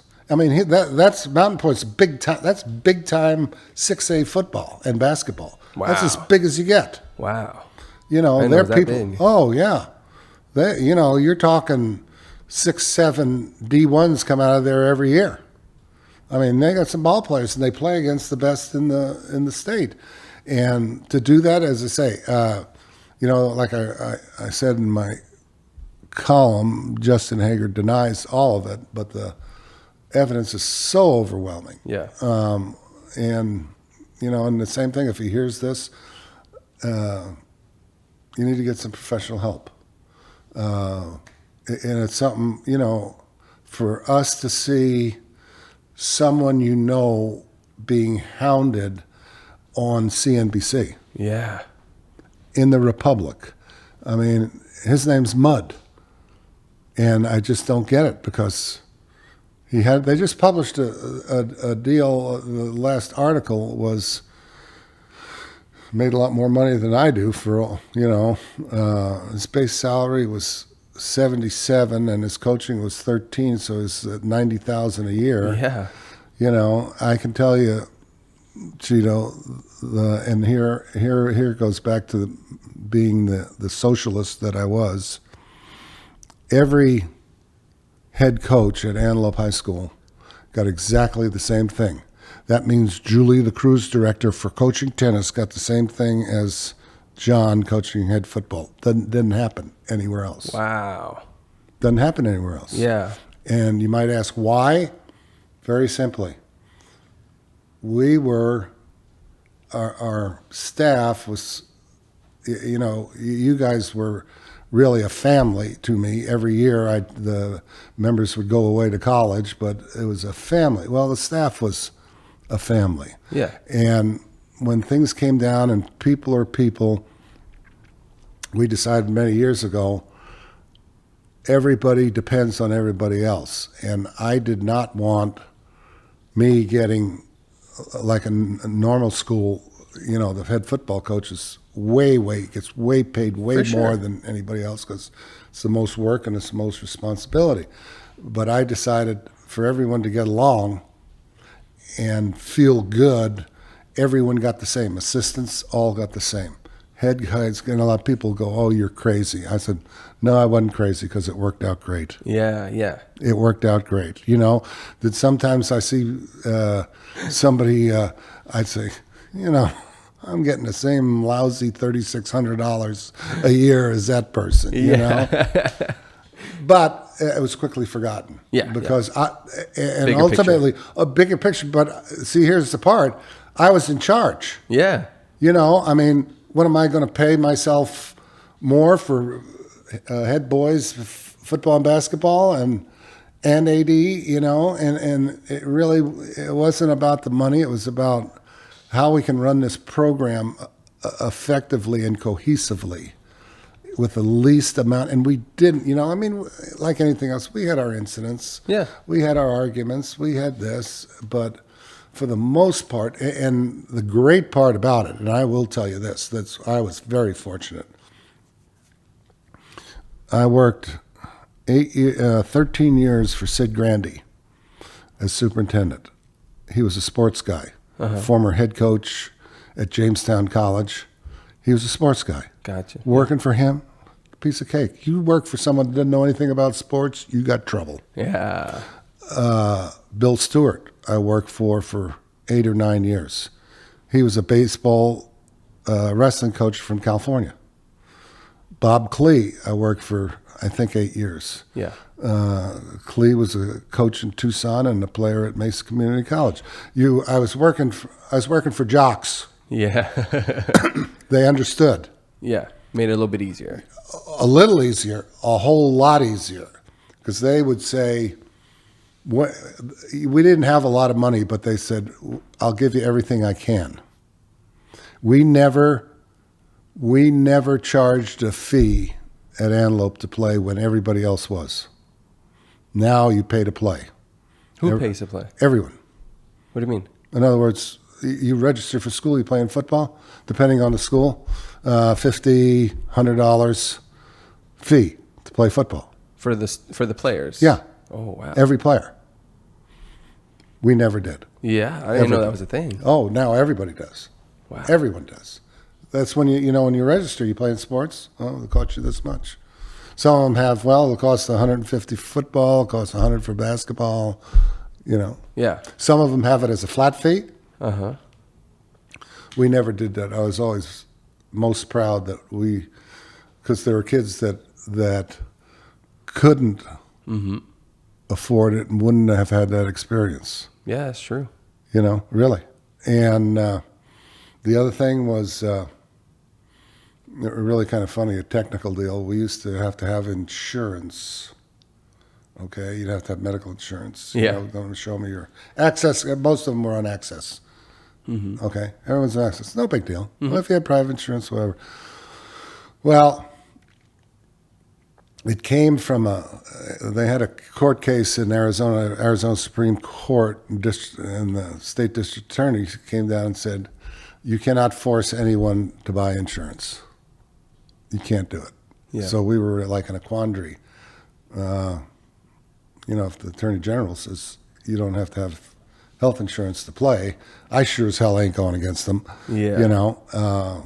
And it was really interesting because a lot of schools, when we told them that, said, well, we're gonna demand it anyway. I said, you get your ass in trouble if someone comes back at you. Yeah. But that was just the change time, but kind of an interesting deal because I used to have to run around.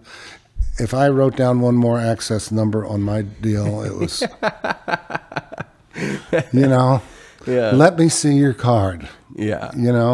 But that was part of the job. Yeah. And I loved it. And, I could go on here for forever. I don't want to. I probably talked way, way, way too long.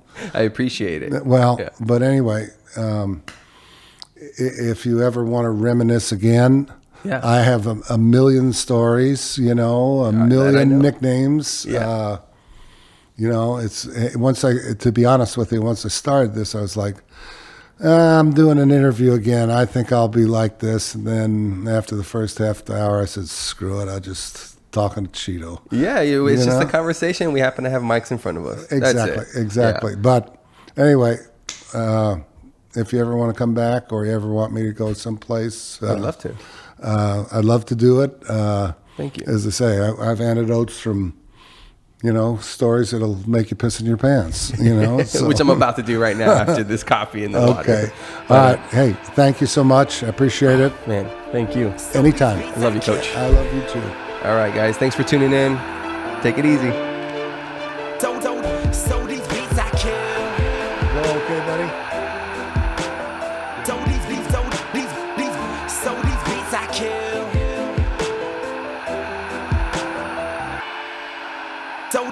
So these beats I kill.